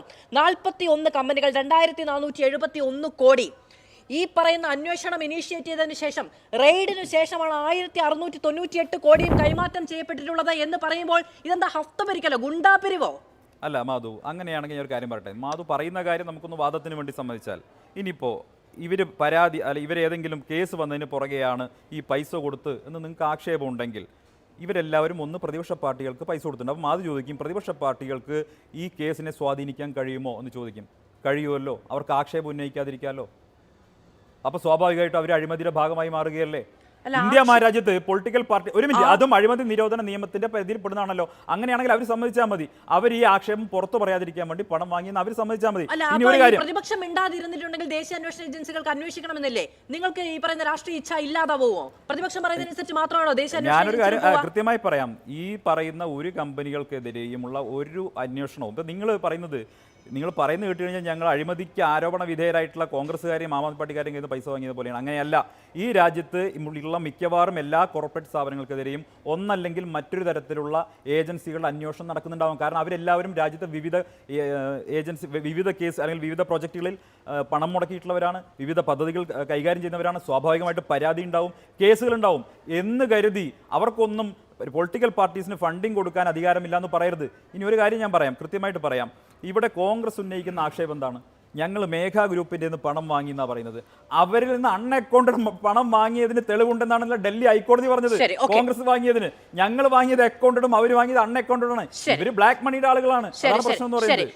അഡ്വക്കേറ്റ് അബിൻ വർക്കി, അതായത് ഈ കണക്ക് ഞാൻ സന്ദീപാരോട് ചോദിക്കുന്നത് അങ്ങ് കേട്ടിട്ടുണ്ടാകും. രാജ്യത്തെ ഒരു ഭരണഘടനാ ബെഞ്ച് ഭരണഘടനാ വിരുദ്ധമാണ് എന്ന ഇലക്ട്രൽ ബോണ്ടിനെ പറ്റി വിധി പറഞ്ഞിരിക്കുന്നു. അതിനുശേഷം SBI നടത്തിയ കണ്ണുകെട്ടികളിയൊക്കെ നമ്മൾ കഴിഞ്ഞ ദിവസം വിശദമായി ചർച്ച ചെയ്താണ്. അത് അവിടെ നിൽക്കട്ടെ, അതിലേക്ക് പോകേണ്ടതില്ല. അതുകൊണ്ടാണ് ഞാനത് ഒറ്റ വരിയിൽ പറഞ്ഞ് അവസാനിപ്പിച്ചത്. പക്ഷേ കേസ് വരുന്നു, റെയ്ഡ് വരുന്നതിന് തൊട്ട് പിന്നാലെ ഇലക്ട്രൽ ബോണ്ടുകൾ വാങ്ങുന്നു, അത് BJPക്ക് അനുകൂലമായി നൽകപ്പെടുന്നു. ഇത് കേൾക്കുന്ന മുഴുവൻ മനുഷ്യരും അത് അപ്പടി തൊണ്ട തൊടാതെ വിഴുങ്ങാൻ പോകുന്ന നിഷ്കളങ്കരാണ് എന്ന് പറഞ്ഞു വെക്കാൻ കഴിയുന്നത് എങ്ങനെയാണ്? അതായത് ഈ വിഷയവുമായിട്ട് ബന്ധപ്പെട്ട് ഇപ്പോൾ വൈറ്റ് വാഷ് ചെയ്യുന്നത് ആരാണ് എന്നുള്ള ചോദ്യം വന്നു. ഇപ്പോൾ ഹിമന്ത ബിശ്വ ശർമ്മയ്ക്കെതിരെ ഇന്ന് BJPക്ക് ആരോപണമുണ്ടോ? ഇവർ പരാതി കൊടുത്തതും സമരം നടത്തിയതുമായ ആളാണ് ഹിമന്ത ബിശ്വ ശർമ്മ. പക്ഷെ എന്തുകൊണ്ടാണ് ആരോപണമില്ലാത്തത്? കാരണം അയാൾ BJPക്കാരനായി. 2, നാരായൺ റാണയ്ക്കെതിരെ ഇന്ന് BJPക്ക് ആരോപണമുണ്ടോ അല്ലെങ്കിൽ അഴിമതി ആരോപണമുണ്ടോ? നിങ്ങൾ പരാതി കൊടുത്തതും സമരം ചെയ്തതുമായ വ്യക്തിയാണ്. സുവേന്ദു അധികാരിക്കെതിരെ ഇന്ന് BJPക്ക് ഏതെങ്കിലും തരത്തിലുള്ള പരാതിയുണ്ടോ? കാരണം നിങ്ങൾ ഒരു കാലഘട്ടത്തിൽ വലിയ രീതിയിൽ ആക്ഷേപം ഉന്നയിച്ചവരും സമരം ചെയ്തവരുമാണ് അദ്ദേഹത്തിനെതിരെ. പക്ഷേ ഇന്ന് അദ്ദേഹം BJPക്കാരനാണ്. ഇപ്പോൾ ജ്യോതിരാദിത്യ സിന്ധ്യക്കെതിരെ നിങ്ങൾ വലിയ സമരം ഇതിനു മുമ്പിലത്തെ മധ്യപ്രദേശ് തെരഞ്ഞെടുപ്പുമായി ബന്ധപ്പെട്ട് നടത്തി. ഇന്ന് നിങ്ങൾക്ക് അങ്ങനെ ഒരു ആരോപണമുണ്ടോ? കാരണം ഇന്ന് ജ്യോതിരാദിത്യ സിന്ധ്യ BJPക്കാരനാണ്. അജിത് പവാറിനെതിരെ നിങ്ങളുടെ മുഖ്യമന്ത്രി ചാർജ് എടുത്ത ഇതിനു മുമ്പത്തെ പ്രാവശ്യം ചാർജ് എടുത്ത് ഉടനെ പറഞ്ഞത് അജിത് പവാർ ഉൾപ്പെടെയുള്ള കള്ളന്മാരെ ജയിലിലാക്കുമെന്നാണ്. ഇന്ന് BJPക്ക് അങ്ങനെ ഒരു ആരോപണമോ അജിത് പവാർ കള്ളനാണോ എന്ന് ഒരു ആരോപണമെങ്കിലും ഉണ്ടോ? കാരണം അജിത് പവാർ ഇന്ന് BJPക്കാരനാണ്. അപ്പോൾ BJPയിൽ ചേർന്നാൽ ഉടൻ തന്നെ വൈറ്റ് വാഷ് ചെയ്യപ്പെടുന്നു എന്നുള്ളതിൻ്റെ ഉദാഹരണമാണ് പല കാര്യങ്ങളിലും നമ്മൾ കാണുന്നത്. അതുതന്നെയാണ് ഇപ്പോൾ 56 ED IT റെയ്ഡുകൾക്ക് ശേഷം 1800ഓളം കോടി രൂപ ഇതേ കമ്പനികൾ കൊടുത്തു. ആ കമ്പനികൾക്കെതിരെ പിന്നെ അന്വേഷണമില്ല, അല്ലെങ്കിൽ നടപടികളില്ല. ഇതേവരെ അതിൻ്റെ ഒരു അധികാരികളെയോ അല്ലെങ്കിൽ അതിൻ്റെ മുതലാളിമാരെയോ ജയിലിലിട്ടിട്ടില്ല. ഇപ്പോൾ ഈ ശരത് റെഡ്ഡി എന്ന് പറയുന്ന വ്യക്തി, ഇയാളെ പ്രതിയായിട്ടാണല്ലോ ED പിടിച്ചുകൊണ്ട് പോയത്. പ്രതിയായി ഒരു പ്രാവശ്യം ചോദ്യം ചെയ്ത് കഴിഞ്ഞപ്പോൾ 25 കോടി കൊടുത്തു. അപ്പോൾ തന്നെ അയാൾ മാപ്പ് സാക്ഷിയായി. ഇതാണ് എങ്ങനെയാണ് BJPയുടെ ഭരണത്തിന് കീഴിൽ വൈറ്റ് വാഷ് ചെയ്യപ്പെടുന്നത് എന്നുള്ളതാണ് ഇതിൻ്റെ തെളിവായി പറയുന്നത്. അതുകൊണ്ടാണ് നമ്മൾ പറയുന്നത് ഇതുപോലെ പ്രൊജക്റ്റ് വർക്കുകൾക്ക് കൈക്കൂലിയായി പണം കൊടുക്കുക. ഇപ്പോൾ ചില കമ്പനികൾ, അത് ശ്രദ്ധിച്ചോ എന്ന് എനിക്കറിയില്ല, ചില കമ്പനികളുടെ 4 കൊല്ലത്തെ ആകെ വരുമാനത്തിൻ്റെ 500 ഇരട്ടിയാണ് ഇവരെ ഇലക്ട്രൽ ബോണ്ടായി BJPക്ക് കൊടുത്തിരിക്കുന്നത്. ചില കമ്പനികളുടെ 230% അധികമാണ് കൊടുത്തിരിക്കുന്നത്. അപ്പോൾ ഇതിനെതിരെ എന്നാൽ ശരി, ആ 230% അധികമായി ഇലക്ട്രൽ ബോണ്ട് കൊടുത്ത് ആ കമ്പനിക്കെതിരെ ഒരു അന്വേഷണം ED നടത്തിയിട്ടുണ്ടോ? കാരണം അവർക്ക് കിട്ടിയ മൊത്തം വരുമാനത്തിന്റെ 500% അധികം എങ്ങനെയാണ് ഇലക്ട്രൽ ബോണ്ട് കൊടുക്കാൻ? 3.25 ലക്ഷം കോടിയുടെ കരാർ ലഭിച്ച 33ഓളം കമ്പനികൾ ഈ പറയുന്ന ഇലക്ട്രൽ ബോണ്ടുകളുടെ സംഭാവന നൽകിയ ആളുകളാണ്. അതെ, ഞാൻ അത് തന്നെയാണ് പറഞ്ഞത്. അപ്പോൾ എങ്ങനെയാണ് BJP ഇലക്ട്രൽ ബോണ്ടുകളെ കറപ്ഷന്റെ ലീഗലൈസ്ഡ് കറപ്ഷനായി ഉപയോഗിച്ചത് എന്നുള്ളതാണ് ഇവിടുത്തെ പ്രധാനപ്പെട്ട പ്രശ്നം. പിന്നെ BJPയുടെ വക്താവ് 2-3 പ്രാവശ്യം ഇവിടെ ഞങ്ങൾ എന്തോ കള്ളപ്പണം മേടിച്ചു എന്ന് പറഞ്ഞു. എന്തിനാണ് ശരിക്കും ആദായ നികുതി വകുപ്പ് കോൺഗ്രസിനെ എന്തിനാണ് ഇപ്പോൾ സമൻ ചെയ്തത്? അത് 3 കാരണമാണ്. ഞങ്ങൾ കണക്ക് കൊടുത്തില്ല എന്നാണ് പറയണേ. അതിൽ ഏറ്റവും ഒടുവിലായി പറഞ്ഞ കാരണം ബഹുരസമാണ്. കാരണം എന്താണെന്ന് അറിയോ? ആദ്യം പറഞ്ഞത് 45 ദിവസം കണക്ക് കൊടുക്കുന്നതിൽ വൈകിപ്പോയി എന്നുള്ളതിൻ്റെ പേരിലാണ് പിഴ കൊടുക്കാൻ പറഞ്ഞത്. ഇപ്പോൾ ഏറ്റവും ഒടുവിലായി ചോദിച്ചത് എന്താണെന്ന് അറിയാമോ? ആദ്യം 93-94 കാലഘട്ടത്തിൽ സീതാറാം കേസരി AICCയുടെ ട്രഷററായിരുന്ന കാലഘട്ടത്തിൽ കണക്ക് കൊടുത്തതിലെ അപാകതയാണ് ഇപ്പോൾ ചൂണ്ടിക്കാണിച്ചുകൊണ്ട് പുതിയ സമൻസ് അയച്ചിരിക്കുന്നത്. അപ്പോൾ നിങ്ങളുടെ ഈ വിഷമം എന്താണ് എന്നുള്ളതൊക്കെ വളരെ കൃത്യമായിട്ട് നമുക്ക് മനസ്സിലാകും. കോമഡിയാണ് എന്ന് നിങ്ങൾ പറയുന്നുണ്ട്, പക്ഷേ യഥാർത്ഥത്തിൽ ഒരു തെരഞ്ഞെടുപ്പിന് മുന്നിൽ നിൽക്കുമ്പോൾ നിങ്ങളുടെ പാർട്ടിയുടെ 2 കൈയും കെട്ടിയിട്ടിരിക്കുകയാണ്. കയ്യിലെടുക്കാൻ 5 കാശില്ല എന്ന് കഴിഞ്ഞ ദിവസം നിങ്ങളുടെ ഏറ്റവും പ്രധാനപ്പെട്ട നേതാക്കൾ വാർത്താ സമ്മേളനം വിളിച്ച് പറയുന്നുണ്ട്. അതിന് പിന്നാലെയാണ് മറ്റൊരു പ്രധാനപ്പെട്ട പ്രതിപക്ഷ നേതാവ് അങ്ങനെ തന്നെ ജയിലിൽ പോകുന്നത് രാത്രിക്ക് രാത്രി. അതായത് അവർ വിചാരിക്കുന്നിടത്ത് കൊണ്ടുപോയി കെട്ടാൻ സാധിക്കുന്നുണ്ട്. അത് പിന്നീട് പറയുമ്പോൾ നമുക്ക് കോമഡി ആയിട്ട് തോന്നുന്നുണ്ടെങ്കിലും അത് യഥാർത്ഥത്തിൽ നിങ്ങൾ അഭിമുഖീകരിക്കുന്ന ദുരന്തമാണ്. അതായത് അവർ വിചാരിക്കുന്നിടത്ത് കൊണ്ടു കെട്ടാൻ ഇപ്പോഴത്തെ ഭരണ സംവിധാനം കൊണ്ട് സാധിക്കും. പക്ഷേ ഇന്ത്യയിലെ ജനങ്ങൾ അതനുസരിച്ചല്ലല്ലോ വോട്ട് ചെയ്യാൻ വേണ്ടിയിരിക്കുന്നത്. ഞങ്ങൾക്ക് ഇന്ത്യയിലെ ജനങ്ങളിൽ പൂർണ്ണമായ പ്രതീക്ഷയുണ്ട് മാധു. ഞങ്ങൾ ഈ തെരഞ്ഞെടുപ്പിൽ നിങ്ങളൊരു കാര്യം മനസ്സിലാക്കേണ്ടത്, എന്തുകൊണ്ടാണ് ഈ 400 സീറ്റും 500 സീറ്റും ഒന്നൊക്കെ കിട്ടുമെന്ന് പറയുന്ന നരേന്ദ്രമോദിയും BJPയും എന്തിനാണ് ഇത്ര ഭീതി പൂണ്ടുന്നത് എന്ന് നിങ്ങൾ ചിന്തിച്ചിട്ടുണ്ടോ? ഇവിടെ അരവിന്ദ് കെജ്രിവാളിനെ അറസ്റ്റിലാക്കുന്നു, ഹേമന്ത് സോറനെ ജയിലിലടയ്ക്കുന്നു. കോൺഗ്രസിന് ഇപ്പോൾ BJPക്കുള്ളത് ഏതാണ്ട് 6500 കോടി രൂപയാണ് ഇലക്ട്രൽ ബോണ്ടിൽ കിട്ടിയിരിക്കുന്നത്. കോൺഗ്രസിന് 1000 കോടി രൂപ താഴെയാണ് ഇലക്ട്രൽ ബോണ്ടിൽ കിട്ടിയിരിക്കുന്നത്. എന്നിട്ടും കോൺഗ്രസിൻ്റെ ബാങ്ക് അക്കൗണ്ടുകൾ മുഴുവനായി ഫ്രീസ് ചെയ്യുന്നു. ഒരു ഭരണ സംവിധാനത്തിൽ ഇരിക്കുന്ന പാർട്ടിക്കറിയാം അവർക്ക് സാമ്പത്തികമായി ഉയർന്ന ശേഷിയുണ്ട്. പക്ഷേ എന്നിട്ടും കോൺഗ്രസിന് 1 രൂപ കൊടുക്കാൻ പാകാത്ത രീതിയിൽ അവരുടെ അക്കൗണ്ടുകൾ പക്ഷേ ഞാൻ ഒരു കാര്യം ചോദിക്കട്ടെ, ഇപ്പൊ പ്രതിപക്ഷ നിരയെ കടന്നാക്രമിക്കുന്നു, അവരെ സാമ്പത്തികമായി തകർക്കുന്നു, അവരെ രാഷ്ട്രീയമായി ഇല്ലായ്മ ചെയ്യുന്നു എന്നൊക്കെ ഒരു തെരഞ്ഞെടുപ്പിന് മുന്നിൽ പറയുമ്പോൾ സ്വാഭാവികമായും പ്രതിപക്ഷ ചേരിക്ക് രാഷ്ട്രീയ മൈലേജ് ഉണ്ടാക്കി കൊടുക്കാൻ, ഒരു സെന്റിമെന്റ്സ് ഒക്കെ ഉണ്ടാക്കി കൊടുക്കാൻ പോകുന്നതാണ്. അങ്ങനെ ഉണ്ടായാലും നിങ്ങൾക്ക് വലിയ ഗുണമൊന്നുമില്ല, അതിനെയും അതിജീവിക്കാനുള്ള ജനകീയ ഇടത്തരം ഞങ്ങൾക്കുണ്ട് എന്നായിരിക്കും ഒരുപക്ഷെ അവരുടെ ആത്മവിശ്വാസം. അതുകൊണ്ടല്ല, അതായത് ഇപ്പോ അദ്ദേഹം ഇവിടെ വലിയ അമിത ആത്മവിശ്വാസം പുറമേ പ്രകടിപ്പിക്കുന്നവർക്കറിയാം എന്താണ് സംഭവിച്ചത്. ഇപ്പൊ ആം ആദ്മി പാർട്ടി, അദ്ദേഹം ഒരു കാരണം പറഞ്ഞു, ആം ആദ്മി പാർട്ടി കോൺഗ്രസുമായി ഒത്തു. ഇത് തന്നെയാണ് പ്രശ്നം. കോൺഗ്രസുമായി ആം ആദ്മി പാർട്ടി അലയൻസ് ഉണ്ടാക്കിയപ്പോഴാണ് ഈ ബ്ലാക്ക് ലിസ്റ്റുകളൊക്കെ വന്നു തുടങ്ങിയത്. എന്താണ് അതിൻ്റെ പുറകിലുള്ള കാരണം? മാധു, 7 സീറ്റുള്ള ഡൽഹിയിൽ ആം ആദ്മിയും കോൺഗ്രസും ഒന്നിച്ചു മത്സരിച്ചാൽ കഴിഞ്ഞ പ്രാവശ്യം 7 ജയിച്ച BJPക്ക് നഷ്ടപ്പെടുമെന്നറിയാം. 10 സീറ്റുള്ള ഹരിയാനയിൽ കഴിഞ്ഞ പ്രാവശ്യം 10 കിട്ടിയ BJPക്ക് ആം ആദ്മിയും കോൺഗ്രസും ഒന്നിച്ചു മത്സരിച്ചാൽ അവിടെയും നഷ്ടമുണ്ടാകുമെന്നറിയാം. മഹാരാഷ്ട്ര ഉൾപ്പെടെയുള്ള സ്ഥലങ്ങളിൽ, കർണാടക ഉൾപ്പെടെയുള്ള സ്ഥലങ്ങളിൽ ഞങ്ങൾക്ക് വലിയ മേൽക്കൈ ഉണ്ടാകുമെന്നുള്ള കൃത്യമായ ധാരണ അത് ഒന്നുമില്ലെങ്കിലും നരേന്ദ്രമോദിക്കും അമിത്ഷായ്ക്കും എങ്കിലും ഉണ്ട്. അതുകൊണ്ടാണ് ഈ പ്രതിപക്ഷ കക്ഷികളെ ഇത്രയധികം ആക്രമിക്കുകയും പ്രതിപക്ഷ കക്ഷികളുടെ അക്കൗണ്ടുകൾ ഫ്രീസ് ചെയ്യും. ഇപ്പോൾ ഇദ്ദേഹം ഇവിടെ വരുന്ന 20,000-ൽ താഴെയുള്ള അക്കൗണ്ടിൻ്റെ കാര്യം പറഞ്ഞല്ലോ. ഞങ്ങൾ പരസ്യമായി ക്ലൗഡ് ഫണ്ടിങ് മുഖേനയാണ് പണം സ്വീകരിച്ചത്. ഇപ്പോൾ നിങ്ങൾക്കൊക്കെ അറിയാമല്ലോ, ഞങ്ങൾ വലിയ രീതിയിലുള്ള ക്യാമ്പയിൻ നടത്തിയാണ് പണം സ്വീകരിച്ചത്. ആ ക്ലൗഡ് ഫണ്ടിങ്ങിൽ പണം സ്വീകരിച്ചവർ 1 രൂപ മുതൽ 20,000-ൽ തൊട്ട് താഴെ വരെ പണം ഇട്ടവരുണ്ടാകുമെന്നേ, അക്കൗണ്ട് വഴി പണം കൊടുത്തവരുണ്ടാകുന്നേ. നിങ്ങൾക്ക് വേണമെങ്കിൽ ആ പണം പോലും എടുക്കാൻ പറ്റാത്ത രീതിയിലാണ്. അവസാനം ചോദിച്ചു, ഒറ്റ സെക്കൻഡ് അതിന് മുമ്പ് ശ്രീ എം ആർ അഭിലാഷ് അങ്ങേക്ക് കേൾക്കാമോ? പറഞ്ഞോളൂ. ശ്രീ എം ആർ അഭിലാഷ്, അതായത് ശരത്ചന്ദ്ര റെഡ്ഡിയുടെ മാപ്പുസാക്ഷി പറഞ്ഞ കാര്യങ്ങൾ മാത്രം അധികരിച്ചുകൊണ്ടുള്ള അറസ്റ്റ് നിലനിൽക്കില്ല എന്നതടക്കമുള്ള വാദങ്ങളൊക്കെ സുപ്രീം കോടതിയിലും കോടതിയിലും ഒക്കെ പറഞ്ഞതല്ലേ, റോസ് അവന്യൂയിലും ഒക്കെ പോയി പറഞ്ഞതല്ലേ? ഇതൊന്നും നിലനിന്നില്ലല്ലോ. ഇപ്പോൾ EDയുടെ കസ്റ്റഡിയിൽ പോയിരിക്കുന്നത് കൃത്യമായി ഇതിൽ പങ്കുള്ളത് കൊണ്ടാണ് എന്ന് കോടതിക്കും നിയമ സംവിധാനത്തിനും ബോധ്യമുള്ളത് കൊണ്ടല്ലേ? ഇലക്ട്രൽ ബോണ്ട് അടക്കമുള്ള കാര്യങ്ങളിലെ ക്രയവിക്രയങ്ങളൊക്കെ 5 പ്രധാനപ്പെട്ട അഭിഭാഷകർ നിരന്നു നിന്ന് പറഞ്ഞില്ലേ, എന്നിട്ടും രക്ഷപ്പെട്ടോ എന്നുള്ളതാണ് BJP മുന്നോട്ട് വെക്കുന്ന ചോദ്യം എന്ന് പറയുന്നത്. പെട്ടാൽ പെട്ടു എന്ന കാർക്കശ്യം PMLA ആക്ടിന് ഉള്ളത് കൊണ്ട് മാത്രമാണോ അരവിന്ദ് കെജ്രിവാൾ ഇപ്പോൾ ED കസ്റ്റഡിയിലുള്ളത്, അതോ കോടതിക്ക് ബോധ്യമുള്ളത് കൊണ്ടാണോ? ഇലക്ട്രൽ ബോണ്ടുമായിട്ട് ബന്ധപ്പെട്ടിട്ടുള്ള വിഷയം അത് രാഷ്ട്രീയ ആരോപണമായി വളരെ അർത്ഥപൂർണമായിട്ട് ഉന്നയിക്കാൻ കഴിയുമെങ്കിൽ കൂടിയും ഇവിടെ കോടതിയുടെ പരിഗണനയ്ക്ക് വന്നത് PMLA നിയമപ്രകാരം അരവിന്ദ് കെജ്രിവാളിനെതിരെ തെളിവുകളുണ്ടോ, അല്ലെങ്കിൽ അരവിന്ദ് കെജ്രിവാൾ നിരപരാധിയാണെന്ന് തോന്നിപ്പിക്കത്തക്ക രീതിയിൽ തെളിവുകളുടെ അഭാവം എന്നതാണ്. PMLA ആക്ടിന്റെ സെക്ഷൻ 35 പ്രകാരം ജാമ്യം കിട്ടുക എന്നുള്ളത് വളരെ ശ്രമകരമായ കാര്യമാണെങ്കിലും അദ്ദേഹം നിരപരാധിയാണെന്ന് കോടതിക്ക് ബോധ്യപ്പെട്ടു കഴിഞ്ഞാൽ അങ്ങനെ ജാമ്യം അനുവദിക്കുവാൻ കഴിയും.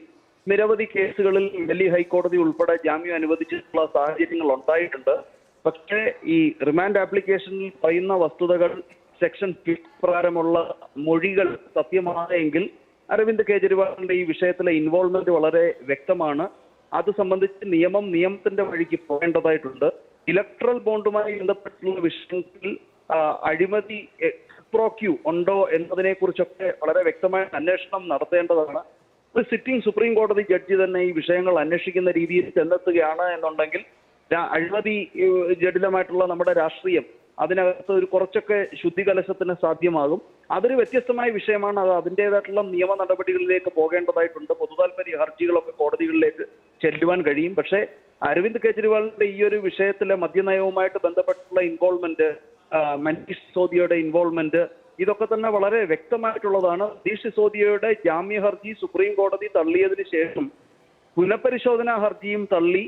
മാർച്ച് 2024 തിരുത്തൽ ഹർജിയും തള്ളുകയുണ്ടായി. സുപ്രീം കോടതിയുടെ ജസ്റ്റിസ് ചന്ദ്രചൂഡ് അധ്യക്ഷനായിട്ടുള്ള 4-അംഗ ബെഞ്ചാണ് അദ്ദേഹത്തിന്റെ തിരുത്തൽ ഹർജി തള്ളിയത്.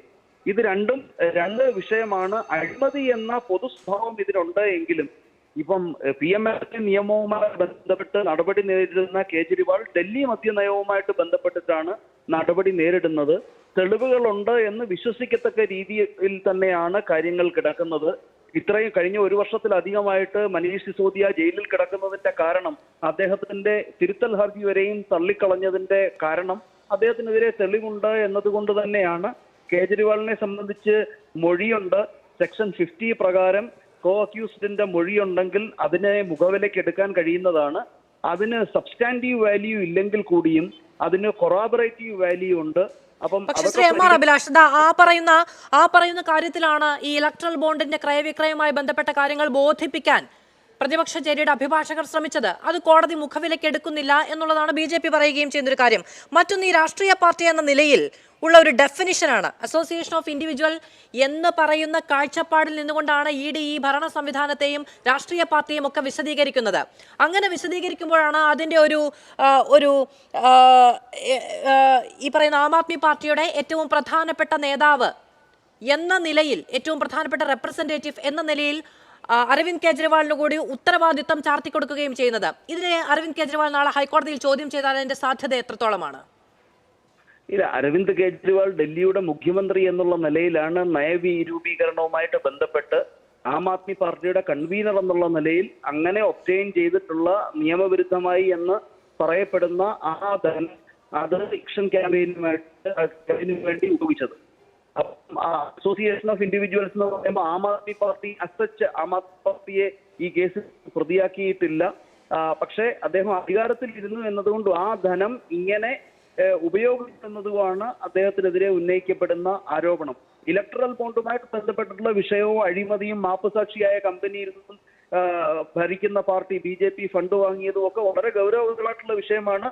അത് സിറ്റിംഗ് സുപ്രീം കോടതി ജഡ്ജി തന്നെ അന്വേഷിച്ചാലും അതിനകത്ത് അന്വേഷിക്കേണ്ടതായിട്ടുള്ള വിഷയങ്ങളുണ്ട്. പക്ഷെ രണ്ടും രണ്ട് പ്രശ്നമാണ്. ഒറ്റ കാര്യം കൂടി ശ്രീ എം ആർ അഭിലാഷ് ഞാൻ ചോദിച്ചോട്ടെ. അതായത് ഈ പറയുന്ന കസ്റ്റഡിയിൽ തുടർന്നുകൊണ്ട് 6 ദിവസത്തെ കസ്റ്റഡിയാണ്, അതിൽ ഒരു ദിവസം പിന്നിട്ടും കഴിഞ്ഞിരിക്കുന്നു. കസ്റ്റഡിയിൽ തുടർന്നുകൊണ്ട് ഭരണം മുന്നോട്ട് കൊണ്ടുപോകാം എന്ന് പറയുന്ന ഒരു ആത്മവിശ്വാസം ആം ആദ്മി പാർട്ടിക്ക് ഇനി എത്ര ദിവസം മുന്നോട്ട് വെക്കാൻ കഴിയും? നാളെ ഹൈക്കോടതിയിൽ നിന്നൊരു തീരുമാനം വന്നാൽ രാജി അനിവാര്യമായിരിക്കുമോ? രാജി അനിവാര്യമായിരിക്കും. ആം ആദ്മി പാർട്ടിയിൽ തന്നെ പ്രഗത്ഭരായിട്ടുള്ള യുവാക്കളായിട്ടുള്ള നേതാക്കളുണ്ട്. അവർക്ക് ഭരണസാരഥ്യം ഏറ്റെടുക്കുവാൻ കഴിയും. ഇത് കഴിഞ്ഞാൽ കസ്റ്റഡി ഇനി നീട്ടിക്കൊടുക്കുകയോ അല്ലെങ്കിൽ ജുഡീഷ്യൽ കസ്റ്റഡിയിലേക്ക് പോവുകയോ ആണ് ചെയ്യുന്നത്. നാം മനസ്സിലാക്കേണ്ടത് PMLA നിയമപ്രകാരം ജുഡീഷ്യൽ കസ്റ്റഡിയിലുള്ള, കോടതിയുടെ കസ്റ്റഡിയിലുള്ള ഒരാൾക്ക് എങ്ങനെയാ ഭരണസാരഥ്യം നിർവഹിക്കാൻ കഴിയുക? അങ്ങനെ ഒരു ഉത്തരവ് കോടതി കൊടുക്കുമോ? അത് സർക്കാർ കസ്റ്റഡിയിലുള്ള ഒരാൾക്ക് നിങ്ങൾ മുഖ്യമന്ത്രിയായിട്ടിരുന്ന് അധികാരം വിനിയോഗിച്ചോളൂ എന്നൊരു കോടതിക്ക് പറയുവാൻ കഴിയും. അവിടെയാണ് അതിന്റെ സാങ്കേതികമായ ഏറ്റവും പ്രധാനപ്പെട്ട ഏറ്റവും നിർണായകമായ വെല്ലുവിളി ആം ആദ്മി പാർട്ടി അഭിമുഖീകരിക്കുന്നത് തന്നെയായിരിക്കും. വളരെയധികം നന്ദി ശ്രീ എം ആർ അഭിലാഷ് ഞങ്ങളോട് സംസാരിച്ചതിന്. പ്രൊഫസർ സാജു കണ്ണന്തറ, പ്രൊഫസർ, ഒരു പ്രശ്നമുള്ളത് എന്താണെന്ന് വെച്ചാൽ ഈ എന്തൊക്കെ പറഞ്ഞാലും ആം ആദ്മി പാർട്ടി 2 സംസ്ഥാനങ്ങളുടെ അധികാരത്തിലേക്കടക്കം വളർന്നതിൽ അരവിന്ദ് കെജ്രിവാൾ എന്ന് പറയുന്ന മുഖത്തിനൊരു വലിയ പ്രാധാന്യമുണ്ട്. നാളെ മനീഷ് സിസോദിയെ പോലെ മാസങ്ങൾ ജയിലിൽ കിടക്കേണ്ടി വന്നൊരു സാഹചര്യമുണ്ട്. അദ്ദേഹം പറയുന്നുണ്ട് ഒരു ജയിലിനും എന്നെ എല്ലാ കാലത്തേക്കും പൂട്ടിയിടാൻ കഴിയില്ല എന്നൊക്കെ. അതൊക്കെ ഒരു രാഷ്ട്രീയ ആത്മവിശ്വാസമാണ്. അദ്ദേഹത്തിന്റെ ഈ ഒരു കരിസ്മ അസ്തമിച്ചു പോയാൽ അതിജീവിക്കാൻ കഴിയുമോ ആം ആദ്മി പാർട്ടിക്ക്?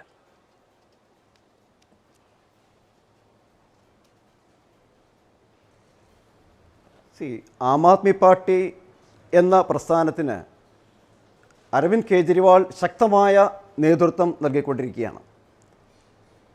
അരവിന്ദ് കെജ്രിവാളിനെ ജയിലിൽ അടച്ചു എന്നതുകൊണ്ട് ആം ആദ്മി പാർട്ടി പ്രസ്ഥാനം തകർന്നു പോകുമെന്നോ അല്ലെങ്കിൽ ആം ആദ്മി പാർട്ടിക്ക് ശക്തമായ നേതൃത്വം ഇല്ലാതാകുമോ എന്നൊന്നും കരുതേണ്ട കാര്യമില്ല. കാരണം നല്ല ജനകീയ അടിത്തറയുള്ള ഒരു പ്രസ്ഥാനം തന്നെയാണ് ആം ആദ്മി പാർട്ടി.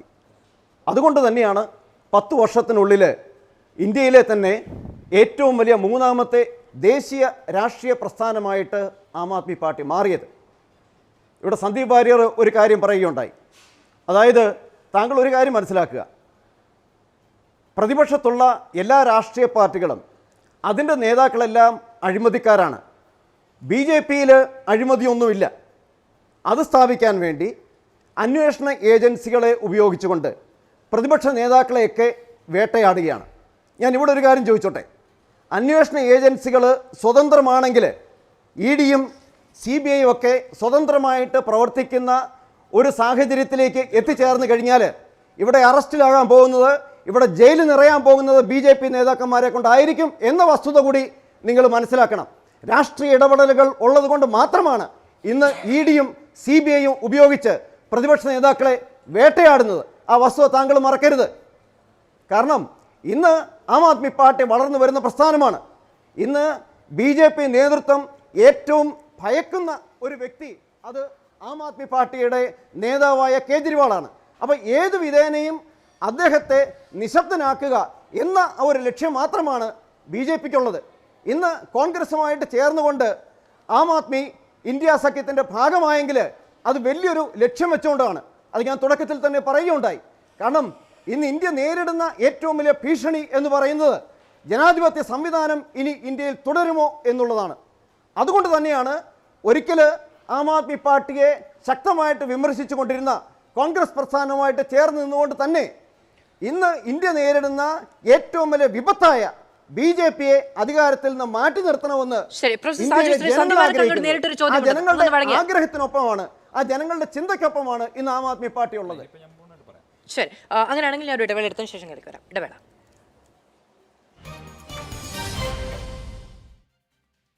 ശ്രീ സന്ദീപ് വാര്യർ, നിങ്ങളുടെ ഈ സർജിക്കൽ സ്ട്രൈക്ക് നിങ്ങളെ തിരിച്ചടിക്കുമോ? അതായത് നേരത്തെ ദാബിൻ പറയുന്നു പ്രതിപക്ഷ ചേരിയുടെ ഒരു കൂടിച്ചേരലിന് ഇത് വഴിവെക്കും. ജനങ്ങൾക്ക് മുന്നിൽ നിങ്ങൾ ഒരു അമിതാധികാര പ്രയോഗം നടത്തുന്നുണ്ട് പ്രതിപക്ഷ പാർട്ടികൾക്ക് നേരെ, സർക്കാരുകൾക്ക് നേരെ, അതും തിരഞ്ഞെടുക്കപ്പെട്ട സർക്കാരുകൾക്ക് നേരെ എന്നതടക്കമുള്ള ഒരു വികാരം ഉണ്ടായാൽ നിങ്ങൾക്കത് ഈ ഇലക്ഷൻ കാലത്ത്, തിരഞ്ഞെടുപ്പ് കാലത്ത് തിരിച്ചടിയാകില്ലേ? മാധു തടസ്സപ്പെടുത്താതെ കുറച്ച് സമയം തരണം. ഈ വിഷയത്തിൽ കഴിഞ്ഞ സെഷനിൽ മാധു അബിനോട് ചോദിച്ച ചോദ്യം കേട്ട് എനിക്ക് വാസ്തവത്തിൽ അത്ഭുതമാണ് തോന്നിയത്. കാരണം കോൺഗ്രസ് പറയാൻ ആഗ്രഹിക്കുന്ന കാര്യങ്ങൾ കോൺഗ്രസിനോട് വലിയ സഹാനുഭൂതിയോടുകൂടി പറയുകയാണ്. അയ്യോ നിങ്ങളുടെ കയ്യിൽ പണമില്ലല്ലോ, ഇനി നിങ്ങൾ എന്ത് ചെയ്യും എന്ന് ചോദിക്കുകയാണ്. അത് കോൺഗ്രസിൻ്റെ ആർഗ്യുമെൻ്റാണ്.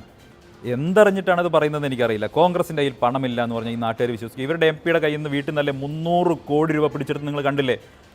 നോട്ടെണ്ണുന്ന മെഷീൻ കേടുവന്ന് പോയി. 300 കോടി രൂപയാണ് കോൺഗ്രസ് MP വീട്ടിൽ നിന്ന് പിടിച്ചെടുത്തത്. എന്നിട്ട് പറയാ കോൺഗ്രസ് കയ്യിൽ പണമില്ലെന്ന്. ഇനി എന്താ ഒരു മിനിറ്റ്, കോൺഗ്രസിന്റെ കയ്യിൽ പണമില്ല എന്ന് പറഞ്ഞത് കോൺഗ്രസിന്റെ ദേശീയ അധ്യക്ഷനും മറ്റുള്ളവരും ചേർന്ന് നടത്തിയ വാർത്താ സമ്മേളനത്തിലാണ്. അതിനവർ കുറ്റം പറയുന്നത് കേന്ദ്ര സർക്കാരിന്റെ ഇടപാടുള്ള 11 അക്കൗണ്ടുകൾ മരവിപ്പിച്ചിട്ടുണ്ട്. ഇതെല്ലാം നാട്ടുകാർക്കും പറയുന്നതാണ്, എനിക്ക് പറയുന്നത്. വീണ്ടും ആവർത്തിക്കേണ്ട കാര്യമില്ല, ഞാൻ മറുപടി പൂർത്തിയായിക്കോട്ടെ. ഇവിടെ ഈ സഹാനുഭൂതി പ്രകടിപ്പിക്കുന്നവർ മനസ്സിലാക്കേണ്ട കാര്യം, കോൺഗ്രസിൻ്റെ കയ്യിൽ ഇപ്പോഴും 1000 കോടി രൂപയിലധികം ബാലൻസ് ഉണ്ട് എന്നുള്ളതാണ് ഇൻകം ടാക്സിൻ്റെ അസസ്മെൻറ്റ്. കോൺഗ്രസിൻ്റെ തന്നെ കണക്കനുസരിച്ച് 1000 കോടി രൂപയുടെ ബാക്കിയിരിക്കുകയാണ്. 1. 2, ഇവരുടെ പേരിലുണ്ടായ കേസ് എന്താ? ഇവിടെ അബിൻ പറഞ്ഞ് ഇവരുടെ അക്കൗണ്ടുകളെല്ലാം ഫ്രീസ് ചെയ്യുന്നു, എന്തോ വലിയ ഇലക്ഷനോട് തൊട്ടടുത്ത് കാണിച്ച എന്തോ വൈരാഗ്യം. അങ്ങനെയാണോ? അല്ല. അതിൻ്റെ യാഥാർത്ഥ്യം മനസ്സിലാക്കണ്ടേ. 2021 ഫസ്റ്റ് നോട്ടീസ് ഇറക്കി ചെല്ലുന്നത്. എന്തുകൊണ്ടാണ് ചെല്ലുന്നത്? ഞാനും മാധുവും അടക്കം ഈ നാട്ടിലുള്ള മുഴുവൻ ആളുകളും, ഇപ്പോൾ മാതൃഭൂമി ചാനൽ അടക്കമുള്ളവർ, ഇവർക്കൊക്കെ സ്വാഭാവികമായിട്ടും ഇൻകം ടാക്സ് കൊടുക്കേണ്ട ആളുകളാണെങ്കിൽ ഇൻകം ടാക്സ് റിട്ടേൺ കൊടുക്കണം. ഇൻകം ടാക്സ് റിട്ടേൺ സമർപ്പിച്ചിട്ടില്ലെങ്കിൽ സ്വാഭാവികമായിട്ടും നടപടി വരും. ഈ രാജ്യത്തെ മുഴുവൻ പൊളിറ്റിക്കൽ പാർട്ടികളും ഇൻകം ടാക്സ് റിട്ടേൺ കൊടുത്തപ്പോൾ കോൺഗ്രസ്സുകാർക്ക് മാത്രം, ഇവർ മാത്രം നിയമത്തിന് അതീതരാണോ? ഈ രാജ്യത്തെ നിയമത്തിന് അതീതരാണ് ഞങ്ങൾ എന്നൊരു തോന്നൽ നെഹ്റു കുടുംബത്തിനും കോൺഗ്രസിനും ഉണ്ടെങ്കിൽ അതല്ല എന്നവർ ആദ്യം മനസ്സിലാക്കണം. 2021 നോട്ടീസ് കൊടുക്കുന്നു, 2022 നോട്ടീസ് കൊടുക്കുന്നു. ഈ സമയത്തൊക്കെ ഇവരെന്ത് ചെയ്തു? 2022 ശേഷമാണ് ഇവർക്ക് ബോധോദയം വന്ന് ഇവർ അപ്ലറ്റ് ബോഡിയിൽ പോയത്. അപ്ലറ്റ് ബോഡിയിൽ പോയ സമയത്ത് അപ്പോഴേക്കും അതിൻ്റെ പലിശ വന്നു. 105 കോടി രൂപയാണ് കൊടുക്കാൻ ഉള്ളതായി കണ്ടെത്തിയത്. ഈ 105 കോടി രൂപയുടെ പലിശ വന്നു, അതിന്മേൽ പലിശ വന്നു. അങ്ങനെ അത് 135 കോടിയായി. അതിൽ ഇൻകം ടാക്സിൻ്റെ അപ്ലറ്റ് ബോഡി ഇവരുടെ വാദങ്ങൾ തള്ളിക്കളഞ്ഞ ശേഷം അപ്ലറ്റ് ബോഡി പറഞ്ഞു, ഒരു കാര്യം ചെയ്യൂ, നിങ്ങൾക്ക് നിങ്ങളുടെ അക്കൗണ്ട് ഉപയോഗിക്കാം, കാര്യങ്ങളൊക്കെ ചെയ്യാം, അതിൻ്റെ 20% നിങ്ങൾ അടയ്ക്കുക, 20 കോടി രൂപ നിങ്ങൾ അടയ്ക്കുക. 20 കോടി രൂപ അടച്ചു കഴിഞ്ഞാൽ ബാക്കി നിങ്ങളുടെ അക്കൗണ്ട് നിങ്ങൾക്ക് കൈകാര്യം ചെയ്യാൻ പ്രശ്നമൊന്നുമില്ല. കോൺഗ്രസ് എന്താ ചെയ്തത്? ഞങ്ങൾ പൈസ തരാനില്ല, അതുകൊണ്ട് അടയ്ക്കില്ല എന്ന നിലപാടല്ല സ്വീകരിച്ചത്. കോൺഗ്രസ് തെറ്റ് സമ്മതിച്ച് 2 കോടി രൂപ കൊണ്ടുപോയി അടച്ചു. തെറ്റ് സമ്മതിക്കുമ്പോഴാണല്ലോ പണം കൊണ്ടുപോയി അടയ്ക്കുന്നത്. 2 കോടി രൂപ അടച്ചതിന് ശേഷം ബാക്കി പൈസ അടച്ചില്ല. അവിടെയാണ് പ്രശ്നമുള്ളത്. ഇപ്പോൾ വീണ്ടും ഇൻകം ടാക്സ് നോട്ടീസ് കൊടുത്തപ്പോൾ ഇവർ പൈസ അടയ്ക്കാൻ തയ്യാറാകുന്നില്ലെന്നേ. ഇനി ഇവർക്ക് എക്സംഷൻ വേണമെങ്കിൽ എന്ത് ചെയ്യണം? തീർച്ചയായിട്ടും അവരതിനുള്ള സമയമുണ്ടായിരുന്നു, സമയപരിധിക്കുള്ളിൽ റിട്ടേൺ കൊടുക്കണമായിരുന്നു. റിട്ടേൺ കൊടുത്തിട്ടില്ലെങ്കിൽ സ്വാഭാവികമായിട്ടും നടപടി വരും. അത് ഈ രാജ്യത്തെ നിയമമാണ്. എനിക്കും നിങ്ങൾക്കും കോൺഗ്രസിനും BJPക്കും CPM-നും ഒക്കെ ഒരേ നിയമമാണ്. കോൺഗ്രസിനും BJPക്കും CPM-നും ആം ആദ്മി പാർട്ടിക്കും ഇൻകം ടാക്സ് റിട്ടേൺ കൊടുക്കാന്നുണ്ടെങ്കിൽ കോൺഗ്രസ്സുകാർക്ക് എന്താ നിയമം ബാധകമല്ലേ? ഞാൻ പൂർത്തിയാക്കട്ടെ. അപ്പോൾ രാജ്യത്തെ നിയമമൊന്നും ഞങ്ങൾക്ക് ബാധകമല്ല, ഞങ്ങൾ നിയമത്തിന് അതീതരാണ്. അങ്ങനെ ലീഗൽ ഏജൻസികൾ പോയി ഇവരെ അങ്ങ് പിടിക്കുന്ന സമയത്ത് ഇവരെന്താ പറയുന്നത്? ഇതൊക്കെ BJPയുടെ കുഴപ്പമെന്ന് പറഞ്ഞ് അതൊന്ന് വഴി മാറാൻ ശ്രമിക്കുകയാണ്. ഒന്നാമത്തെ കാര്യം. പിന്നെ ഇവരുടെ കയ്യിൽ പണമില്ല എന്ന് പറയുന്നത് പച്ചക്കള്ളമാണ്. 1000 കോടി രൂപയെങ്കിലും ഇപ്പോൾ കോൺഗ്രസിൻ്റെ കൈവശം ഉണ്ട് എന്നുള്ളതാണ് കണക്കായിട്ട് സൂചിപ്പിക്കുന്നത്. ഇന്നലെ ഇവർ ഈ ആക്ഷേപങ്ങൾ മുഴുവൻ ഡൽഹി ഹൈക്കോടതിയിൽ ഈ കേസ് നടക്കുമ്പോൾ മറ്റേ കേസ് ഹൈക്കോടതി നടക്കുന്നുണ്ട്. ഹൈക്കോടതിയിൽ പോയിട്ട് അബിൻ ഉന്നയിച്ച വാദങ്ങളൊക്കെ ഇവരുടെ വക്കീലന്മാർ പോയി പറഞ്ഞു. ഡൽഹി ഹൈക്കോടതി എന്താ പറഞ്ഞത്? അൺഅക്കൗണ്ടഡ് മണി അടക്കമുള്ള തെളിവുകൾ കിട്ടിയിട്ടുണ്ട് കോൺഗ്രസിന്റെ കാര്യത്തിൽ. വളരെ ഗുരുതരമായിട്ടുള്ള ക്രമക്കേടുകൾ, ഗുരുതരമായിട്ടുള്ള പണസമ്പാദനം. ഒരു മിനിറ്റ്, ഞാൻ ഒരു മിനിറ്റ്. ആം ആദ്മി പാർട്ടി പറഞ്ഞ കാര്യങ്ങൾ കൂടി മറുപടി വിടട്ടെ. എനിക്കെതിരെയല്ലേ ആക്ഷേപം? അല്ല, അദ്ദേഹം എന്താ പറഞ്ഞത്? അദ്ദേഹം പറഞ്ഞത് കേജ്രിവാൾ എന്തോ മഹാനായ മനുഷ്യൻ അല്ലേ? ഞാൻ ചോദിക്കട്ടെ, ഈ കേജ്രിവാൾ ആക്ഷേപം ഉന്നയിച്ച ആളുകൾക്കെതിരെ 2 പേർക്കെതിരെയാണ് അദ്ദേഹം മാപ്പ് പറഞ്ഞിട്ടുള്ളത്. ആർക്കെതിരെയൊക്കെയാ? ഒന്ന് അരുൺ ജെയ്റ്റ്ലിയോട് മാപ്പ് പറഞ്ഞു, മറ്റൊന്ന് നിതിൻ ഗഡ്കരിയോട് മാപ്പ് പറഞ്ഞു. എഴുതി കൊടുത്തു മാപ്പ്. എന്തിനാണ്? BJP നേതാക്കന്മാർക്കെതിരെ ആക്ഷേപം പറഞ്ഞപ്പോൾ, BJP നേതാക്കന്മാർക്കെതിരെ ഇല്ലാത്ത അഴിമതി കേസ് പറഞ്ഞപ്പോൾ ഞങ്ങൾ കേസ് കൊടുത്തു. അവസാനം കേജ്രിവാളിന് നാണം കെട്ട് മാപ്പ് പറയേണ്ടി വന്നു ഞങ്ങൾ 2 നേതാക്കന്മാർക്കെതിരെ. ഇതേ കേജ്രിവാൾ കള്ളന്മാരാണെന്ന് വിളിച്ച കോൺഗ്രസുകാർക്കെതിരെ കേജ്രിവാൾ നിലപാട് മാറ്റിയിട്ടില്ലല്ലോ. ലാലു കള്ളനാണോ അല്ലയോ എന്ന് അദ്ദേഹം പറയട്ടെ. നിലവിലുള്ള നിയമവ്യവസ്ഥയോടോ ചട്ടങ്ങളോടോ യാതൊരു ബഹുമാനവും ഇല്ലാതെ പെരുമാറിയതിനു ശേഷം തെരഞ്ഞെടുപ്പിന് മുന്നിൽ നിന്നുകൊണ്ട് നിങ്ങൾ ഇരവേഷം കെട്ടുകയാണ് എന്നാണ് അദ്ദേഹം പറയുന്നത്. അതായത് മാധു, ആ കേസുമായി ബന്ധപ്പെട്ട് വളരെ കൃത്യമായി ഞങ്ങൾ ആദ്യം മുതൽ ഞങ്ങളുടെ നിലപാട് പറഞ്ഞതാണ്. ഞങ്ങൾക്ക് IT റിട്ടേൺ സമർപ്പിക്കാനുള്ള തീയതി കഴിഞ്ഞ് 45 ദിവസം ലാഗ് ചെയ്തു. അത് വേണമെങ്കിൽ ഈ ഇന്ത്യ മുഴുവൻ കേട്ടോളൂ. ഞങ്ങൾക്ക് 45 ദിവസം ലാഗ് ചെയ്തു. ആ ലാഗ് ചെയ്തതിന് ഞങ്ങൾക്ക് കിട്ടേണ്ട നിയമപരമായ എക്സംഷൻ കിട്ടാതിരുന്നത് മൂലമാണ് പിന്നീട് അത് നിയമ നടപടികളിലേക്ക് പോയത്. അതുമായി ബന്ധപ്പെട്ട നീണ്ട നിയമ നടപടികൾ ഇനിയും തുടരാം. ഞാൻ പറയട്ടെ ഞങ്ങൾ ഈ അവസാന നിമിഷം എന്തിനാ ഈ അവസാന നിമിഷം അലമ്പുണ്ടാക്കുന്നത്?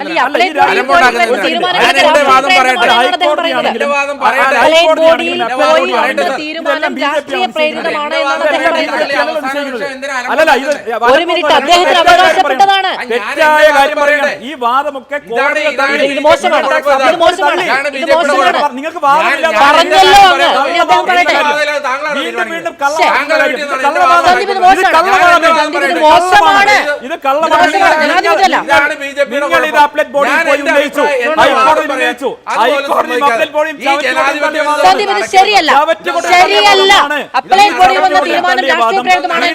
നിങ്ങൾക്ക് പുതിയ എന്തെങ്കിലും ഈ